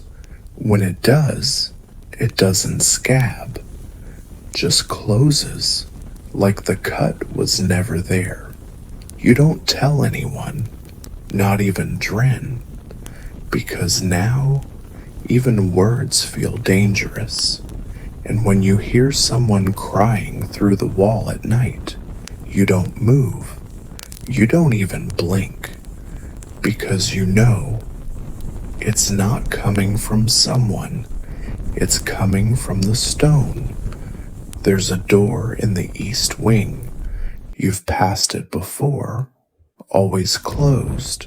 No handle, no lock, just a rectangle of darker stone. You never touched it, no one does. But one evening, as you carry a tray of bitter broth up the side stairs, you pass the door again. And this time, it's open, not wide, so barely a crack, but enough. Enough for cold to pour through, sharp and stale. Enough for the smell of something old and wet and wrong to leak into the air. You stop. You lean closer. You don't look in. You know better than that. But you listen, and what you hear isn't breathing, isn't speaking. It's remembering, like the air itself is whispering to itself, replaying a moment that never ended. You step away. The door closes behind you. No sounds. You drop the tray. It cracks. No one scolds you. You pick up the bowl. Your hands are shaking. That night, Dren doesn't return to the dormitory. You ask no one. You check the pantry, the cellar, the chapel. Nothing. But the next morning, his shoes are left outside the door, neatly placed, polished, new. You take them, you wear them, they fit. Too well. The walls begin to breathe. You don't see it, you feel it. Late at night, when everything is still, when even the rats have grown cautious. You lie on your mat, eyes open, heart still, and you feel it. A slow, expanding pulse from the stone, like lungs beneath your spine. You stop calling it the manor in your head. It's not a place anymore. It's a presence, a patient, watching thing that pretends to be architecture. You notice things shifting. Chairs aren't where you left them. Candles burn down without being lit. Once you wake up with mud on your feet, cold, fresh. You haven't left your beds. You don't question it. You just wash. The bread has stopped coming. You survive on broth now, thick and sour, sometimes not warm, sometimes not food. The cooks don't speak anymore. They move with slow, synchronized gestures, as if answering instructions you can't hear. You carry a jug through the upper corridor and find the window open. Snow drifts in, but there's no snow outside. You close it. It opens again the next day. The steward reappears. Once, he passes you in the lower hall. His eyes are covered with cloth. He says, "It's growing." That's all. Then he's gone again. You begin to wonder if the manor itself is expanding. If the corridors are longer now, the doors farther apart, the ceiling slightly higher. You try measuring, but the numbers change each time. You stop measuring. You walk slower. You speak less. You learn to wait for the pulse in the stone before you step. It's safer that way. The voice comes 3 nights later, not in a dream. You don't sleep anymore. It comes in the moment before sleep, that flicker between thought and forgetfulness. You lie still, eyes open, and you hear it, not a voice, a presence, speaking through memory. It doesn't use language. It uses pressure, temperature, pattern. You feel your name stretched across your skin like paint on old wood. You sit up. You light a candle. The flame moves sideways. You put it out. You walk to the chapel, barefoot, not sure why. You pass no one. The door is unlocked. Inside, the altar is bare. The secret stair is already open. You descend. Each step deeper, the voice grows clearer. Still no words, just intent. You reach the bottom. The room has changed. The jars are gone. The shelves collapsed. The air smells like bone and river water. At the center, the table. But now something moves beneath it. You don't step closer. You kneel, not because you believe, but because you understand. You're not inside the manor. You're inside something older, and it's dreaming through you. You whisper a word you don't know, and something behind the wall answers in silence. There's no longer a line between inside and outside. The air in the corridors feels like forest fog now, damp, shifting, scented with moss and something feral. The floor sometimes gives beneath your step, not like it's breaking, but like it's breathing back. You carry no trays anymore. You're not assigned tasks. You just move. People step aside when you pass, though no one seems to realize they're doing it. You nod at a maid once. Her eyes slide past you, wide and unfocused, like she's looking through glass. The daughter has stopped appearing altogether. Some say she left. Others say she became the thing in the East Wing. You don't believe either. You believe she's watching, just like the rest of the stone.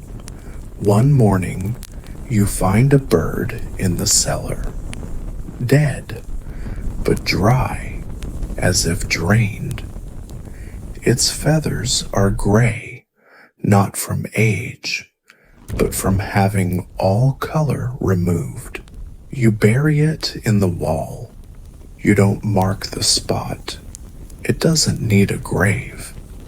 It was a message. That night, you visit the secret stair again. You descend without thought. You reach the bottom. And this time, the door is open. The one at the far end. The one that never had hinges. Inside, stillness. The kind of stillness that makes your ears ring. The room is empty, but the walls are pulsing, and something on the floor, not carved, not painted, but growing, a pattern, a shape. It matches your palm. You kneel, You place your hand on it, and everything slows, even your heart, even the thoughts behind your eyes. You see a tree, a river, a shadow, a girl without a mouth, a flame in a jar of water, a hand reaching toward your face, and it's yours. But older, you wake hours later. No time has passed. Your hand is clean, but the pattern is gone.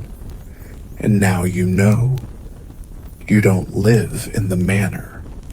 You are being remembered by it. You stop aging. At least that's what it feels like. Your reflection doesn't change. Your scars don't fade. Your hair doesn't grow. Your voice no longer cracks when you speak, but you rarely do. The servants don't talk near you anymore. They glance, nod, obey, but avoid. You aren't feared. You're reverent. You've become part of the rituals they don't write down. They leave things for you, a bone carved with runes, a folded cloth with ash inside, a ribbon that smells of time and blood. You accept them all. You bury some, you burn others. You eat one, a dried fig stuffed with something bitter and glowing. That night, you dream of your mother. She doesn't speak. She peels an apple that never ends. You watch the spiral drop forever. You wake to the sound of singing in the chapel, low, off-key, wavering like heat on stone. You go, you listen. There's no one there. But the song continues. It's not in a language you know, but you understand it. It's about you, about how you arrived, how you didn't scream, how you bent, folded, broke, and became something useful. You sit in the chapel until morning. You leave only when the song stops, and even then, the silence hums your name. You stop dreaming, not because you're sleeping better, you don't really sleep anymore, but because dreams require separation. They need a you and a not you, and that distinction is gone now. You walk, you eat, you listen, you vanish when needed. You reappear when the halls are ready. The walls no longer creak. They whisper, sometimes in your voice, sometimes in Wren's, once in your mother's. You pass a mirror in the steward's old room. There's no reflection, just a shimmer. You reach out. Your hand touches cold air, not glass, air. The kitchen is empty now. The cook's hat sits folded on a stool, like an offering. You place a coin beneath it. You don't know why. It feels correct. Later, the hat is gone. The coin remains. Polished. The birds have returned, not living ones, carved. You find one on your bed, stone, but warm. Its eyes are tiny pits of obsidian. It vibrates slightly when you hold it. You keep it in your tunic. The guards no longer guard. They stand facing the walls, their helmets sealed with wax, their hands open, palms outward, as if waiting for something to emerge from the stone. The priest walks barefoot now, muttering, not sermons, not prayers, recipes maybe, names of herbs that don't grow anymore. He sees you once and says, "It's almost time." Then he begins to cry. You say nothing because you already know. The altar cracks, just slightly, a fissure across the top. No one touches it, but everyone sees. You hear someone say, "It's opening." Another replies, "It's remembering." No one says what it is. No one has to. That night, the east wing disappears. Literally. You walk the corridor as always, and it's gone. Just air. Beyond the door, wind, a black void. No stars, no sound. You step back. You do not return. The chapel doors won't close anymore. They swing open and stay that way, like lungs inhaling too deep. Inside, the stained glass is melting, not shattering, melting. Colors dripping like wax down the stone. You collect some in a jar. The next day, the jar is empty. The color inside you. You taste red in your mouth all morning. Someone leaves bread in the corridor, warm, soft, fresh. You eat it. It doesn't taste like food. It tastes like memory. You weep. Quietly, not because you're sad, but because it was your first real taste of the past. You understand then. The castle is not consuming you. It's wearing you like a skin, and soon it will speak through your mouth, in your shape, to a world that forgot how to listen. You wake without movement, not because you're paralizado, but because there's nowhere left to go. Every corridor leads back to itself. Every room connects to every other.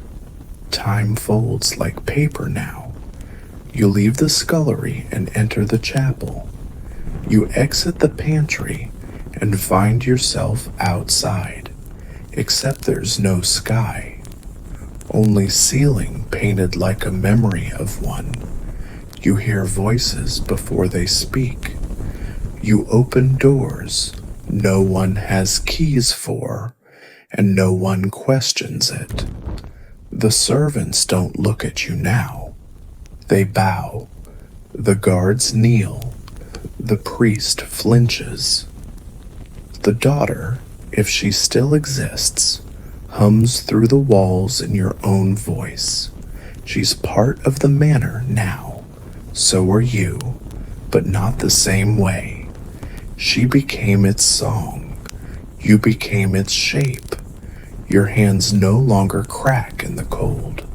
Your breath doesn't fog. You eat because it's expected, not because you need it. Your eyes adjust instantly to darkness. The stone no longer chills you. You are fluent in the building's silences.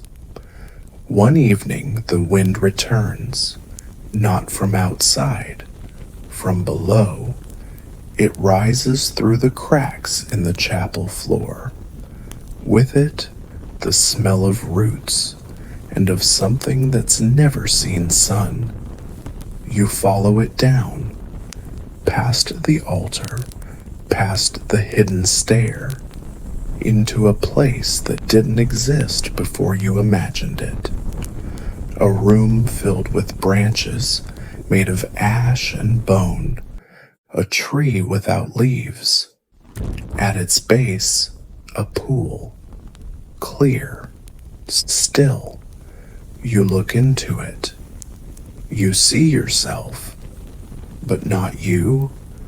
A child, dirty, afraid, holding a bowl of broth with both hands. You reach in. The water is warm. You touch the reflection and feel it touch back. You wake hours later in the dormitory, alone, the bowl beside you, full, still warm. You drink it and taste your first memory. That morning, the manor breathes in. Everyone pauses. Dren returns, not as himself. His face is the same, but it doesn't belong to him now. He walks like smoke, speaks in riddles, says your name backwards. You don't stop him, you just nod. He leaves a feather on your bed. It glows briefly, then fades. The steward appears in the courtyard, barefoot, shirtless, weeping. He scrapes his nails against the stone, carving spirals. No one intervenes. By sunset, the spirals are filled with candle wax. You don't remember placing them, but they're warm when you touch them. In the chapel, the altar collapses, slowly, gratefully, like it was tired of pretending to be solid. From beneath, a vine grows. It wraps around your wrist, not tight, not painful, just familiar. Like a question asked long ago, finally answered. You whisper, "I'm here." The vine retracts. You sleep beside the ruins that night. When you wake, the priest is there. He hands you a knife and says, when it asks, say yes. Then he vanishes. You keep the knife, not for defense, but as punctuation, because the castle is writing its story now, and you are the final word. You no longer use doors, not because they're locked, but because they no longer matter. You move through the manor like water moves through earth, seeping, flowing, reshaping the shape that once contained you. Walls part before you. Stairs adjust their length to match your pace. You don't blink anymore. There's no need. The castle blinks for you. People still exist here somewhere, in corners, in loops, repeating motions like forgotten prayers. A boy washes the same plate for days. A girl recites the names of herbs that haven't grown in decades. A woman sings lullabies to a stone. You don't disturb them. They are echoes. You are something else. In the courtyard, the snow has melted. In its place, roots, thick, black, pulsing faintly. You walk among them, barefoot. They part gently, as if not to harm their own. You find a book beneath the roots. No title, no pages, just a cover, warm, breathing. You hold it, and suddenly remember the names of every insect that ever bit you. You let it go. It crumbles, becomes dust. You inhale. You taste Wren's voice in it. That night, the chapel hums. Not a song, a warning. You follow it. Down again. Into the place beneath the place beneath the place. This time the pool reflects nothing. You speak into it. I'm ready. The water ripples, not in response, in approval. You sit beside it and wait, not for something to arrive, but for what's already inside you to come out.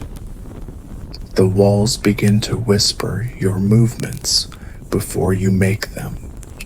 You reach for a bucket. It's already in your hand. You think of bread. It appears still warm. You imagine a door. It builds itself. Hinge first, then frame, then wood.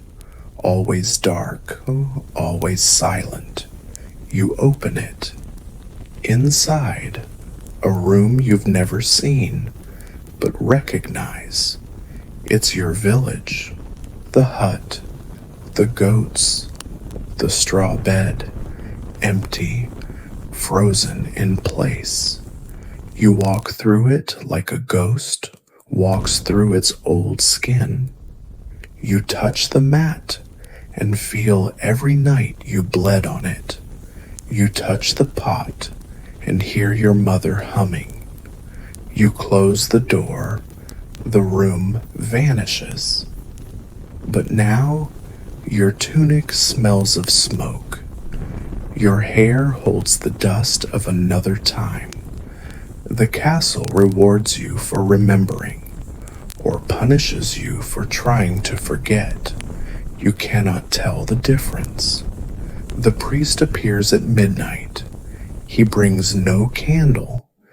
He kneels beside you and says, "The vine is ready." You nod. You follow him to the chapel. The vine has bloomed. Once, just once, a single flower, black, still. You pick it. Your fingers burn, not from heat, but from memory. You taste it, and every voice you've ever silenced returns. They say, "We have waited long enough." You answer, then begin. The flower dissolves. The priest bows. The stone beneath your feet cracks, not from weight, but from release. And in that moment, the castle knows itself. Through you, the flower changes everything, not loudly, not quickly, but completely. Wherever you step, the floor blooms behind you, not with flowers, but with symbols, marks, letters from a language you understand without ever having learned. You don't read it with your eyes. You read it with your body. The castle vibrates in response. Doors open before you think of them. Candles light when you breathe in. Time hesitates. One morning you wake and the sun hasn't risen, not because of clouds, but because the sky forgot how to do morning. You close your eyes. You think of light, and it comes, pale, strange, filtered as if through water. Dren appears one last time. He smiles, toothless, and says, "Now you are the weight." You try to ask what it means, but he's already gone. You find the mirror again. Now it shows you as you were, as you are, as you will be. You see your hand wrinkled, then small, then made of stone. You smile, the first in a long time. not because it's beautiful, but because it's inevitable. In the kitchen, the silverware arranges itself into patterns. They form a face, yours. You undo it with a breath. The air feels denser now, more full of will. You are part of it. You are the sentence the castle has spent centuries composing, and now it wants to be spoken. The castle calls you, not with a voice, but with absence. A hallway unravels behind you. The floor vanishes beneath your feet, only for a second, only to remind you who carries whom. The chapel no longer exists. In its place, a clearing of stone. The sky opens above, but it is not sky. It is a ceiling painted to resemble one, and you feel its weight, like it's about to fall. The priest is waiting. He wears black, not mourning, reverence. He extends a hand. You give him what's left of the flower. He chews it and disappears. No sound, no shadow. You look around. Servants line the edges, but they do not move, do not breathe. They watch, they wait. You understand, you must speak. Not with your mouth, with memory. You close your eyes, and you remember everything. The birth in wet straw, the thin porridge, the well, the feudal lord, the girl who saw too much, Wren, the altar, the silence. You open your eyes and say, I am what remains. The walls shudder, but do not break. They absorb, accept, rejoice.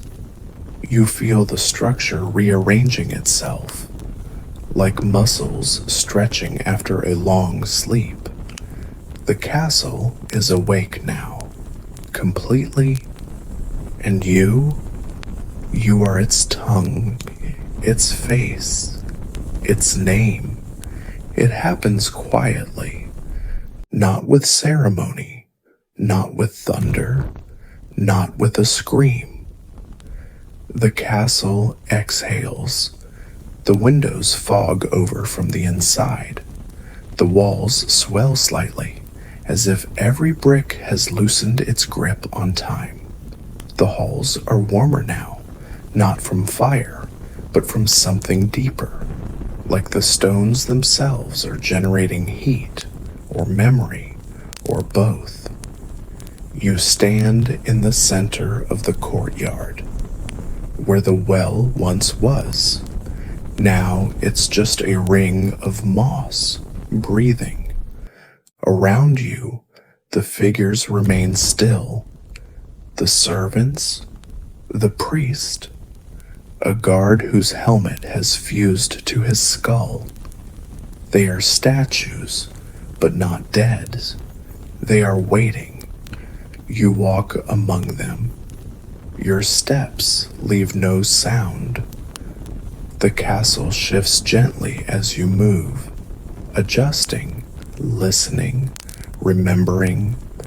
You find the daughter in the old solar, still seated, still watching, but her eyes are closed, and where her mouth once was, there is only smooth skin, as if speech had been sealed away. You kneel beside her, place your hand over her heart. It beats, but not with blood, with rhythm, with the pulse of something older. She is no longer a girl. She is an echo with form. You rise. You return to the chapel, or what remains of it. The clearing is still there, but now there is a tree, black bark, no leaves, no shadow. At its base, the table, where it all began, where it all ends. You sit, not as a servant, not as a guest, but as a sentence, spoken at last. You no longer sleep, you no longer hunger, you no longer wonder. The castle is still, not dead, not dormant, but satisfied, its shape complete, its voice heard, its story told through your presence, your passage, your patience. You don't speak aloud, but you are heard. Every breath you take bends a window pane. Every blink adjusts the curvature of the floor. You are not inside the castle, you are its nervous system. And the castle is dreaming again. Only now, you are the dream. Outside, the world still turns. Peasants toil, lords quarrel, rivers flood, fields burn. But here, inside these stone ribs, a single quiet truth hums eternally. Something survived. Not power, not lineage, not wealth. A voice, your voice, filtered through loss and labor and fear and cold and hunger and silence. There is nothing left to do, no ritual left to fulfill, no corner of the map left unexplored. You walk the halls one last time, gently, gratefully. You touch the stones, you whisper, you may rest. And the castle exhales one final time. You begin to disappear, not vanish, not abruptly, just recede. Light passes through you differently. Your shadow lags. Your breath leaves no mist. The servants no longer bow. They no longer see. You are still there, but not as before. The castle forgets you gently. A mercy. You walk past the hall of arms. The weapons have rusted, not from water, but from disuse. They remember too much violence, and now they rest. You walk past the feast hall. The table is bare. The chairs face the wall. There are no plates, no mouths to fill. You pass a window. It looks out on nothing. Not darkness, not light, just absence, and it welcomes you. The mirror room reflects again, but it no longer shows you. It shows a field, a bird, a stream, a quiet hut. You recognize it, not from memory, but from longing. You could go. Now you could leave. You say the thought aloud. The air ripples. Permission granted.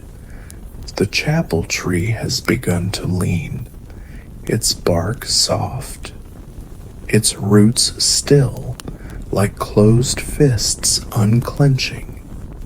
You walk into it, not around it, into. The bark parts like breath. Inside, warmth, not heat, warmth. You sit. And for the first time since the beginning, you cry, not out of fear, but because you know it's almost done. And it never was about the pain. It was always about being heard.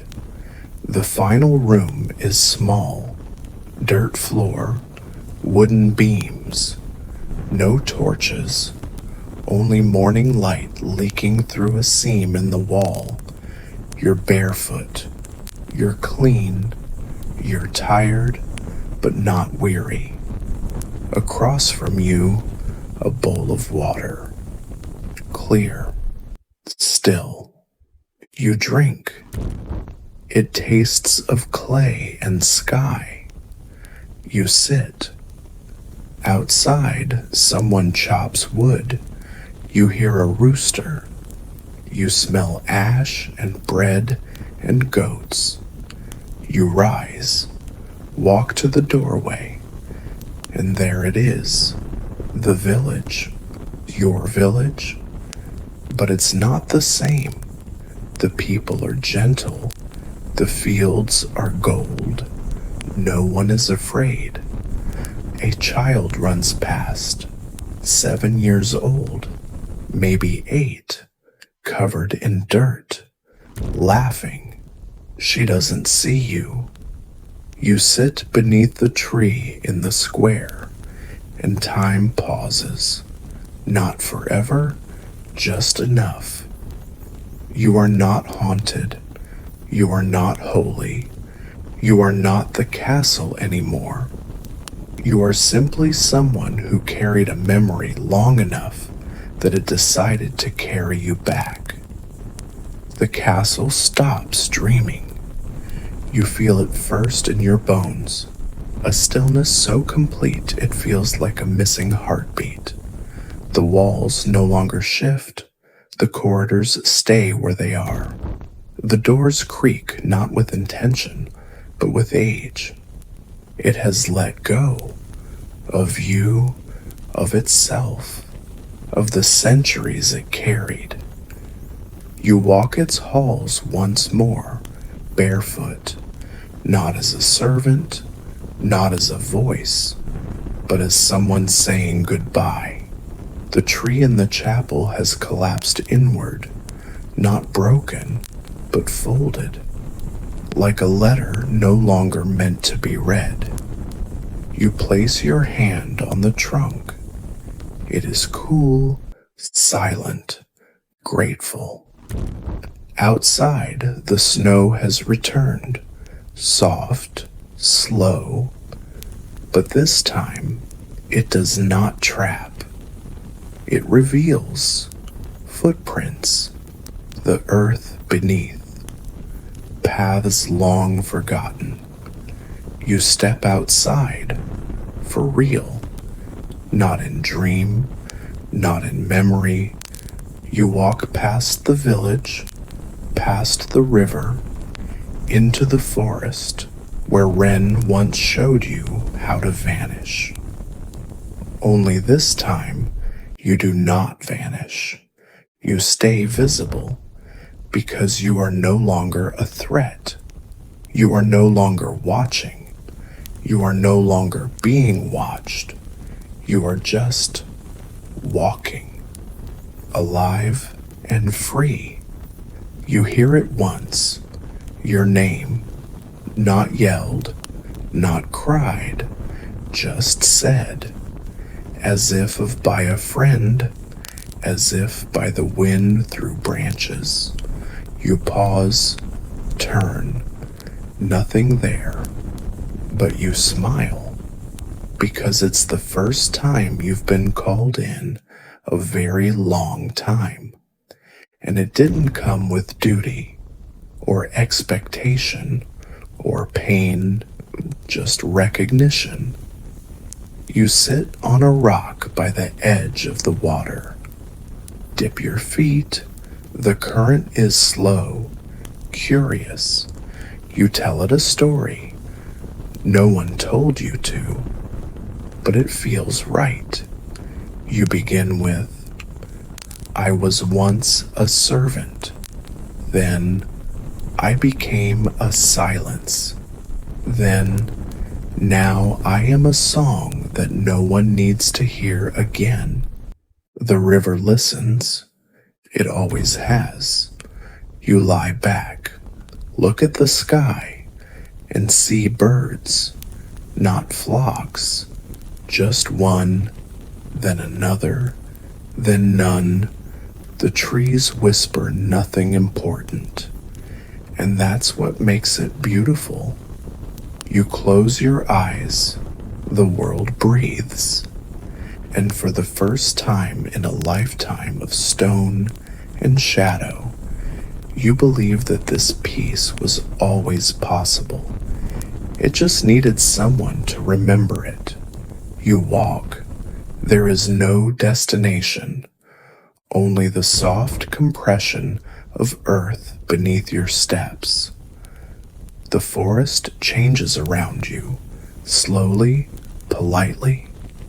Trees lean aside, ferns uncurl. Moss grows in your footprints before you finish lifting your heel. You pass no one, but you're never alone. There is a rhythm in the quiet now, not the rhythm of walls or stone or bells, but of wind and bird call and the shiver of sunlight across leaves. You forget to count days. You forget to measure time, because there's nothing left to prepare for, nothing left to survive. One morning, you wake to find a hut, small, clean, empty, but warm. Inside, a mat, a bowl, a stone. That's all. You sit, not because you're tired, because it's enough. You sleep. When you wake, the bowl is full of water. The mat smells of dry hay. The stone hums slightly when you touch it, not because it remembers you, but because you remember it. You don't smile, but your face softens. Outside, something sings, a bird or not. You listen. It's not music. It's not language. It's presence, like the castle long ago, but gentler. You close your eyes and see nothing, not darkness, not visions, nothing. And you understand you have been released, not from duty, not from pain, but from the shape that held you. You are no longer a servant, no longer a witness, no longer a name carved in stone. You are what remains after the story is told. A breath, a pause, a soft thread in the vast weave of time. And so, you disappear. Not with a cry, not with a triumph, but with the quiet dignity of something that was never meant to be noticed. And in that silence, you are complete. And so, you vanish like all who came before.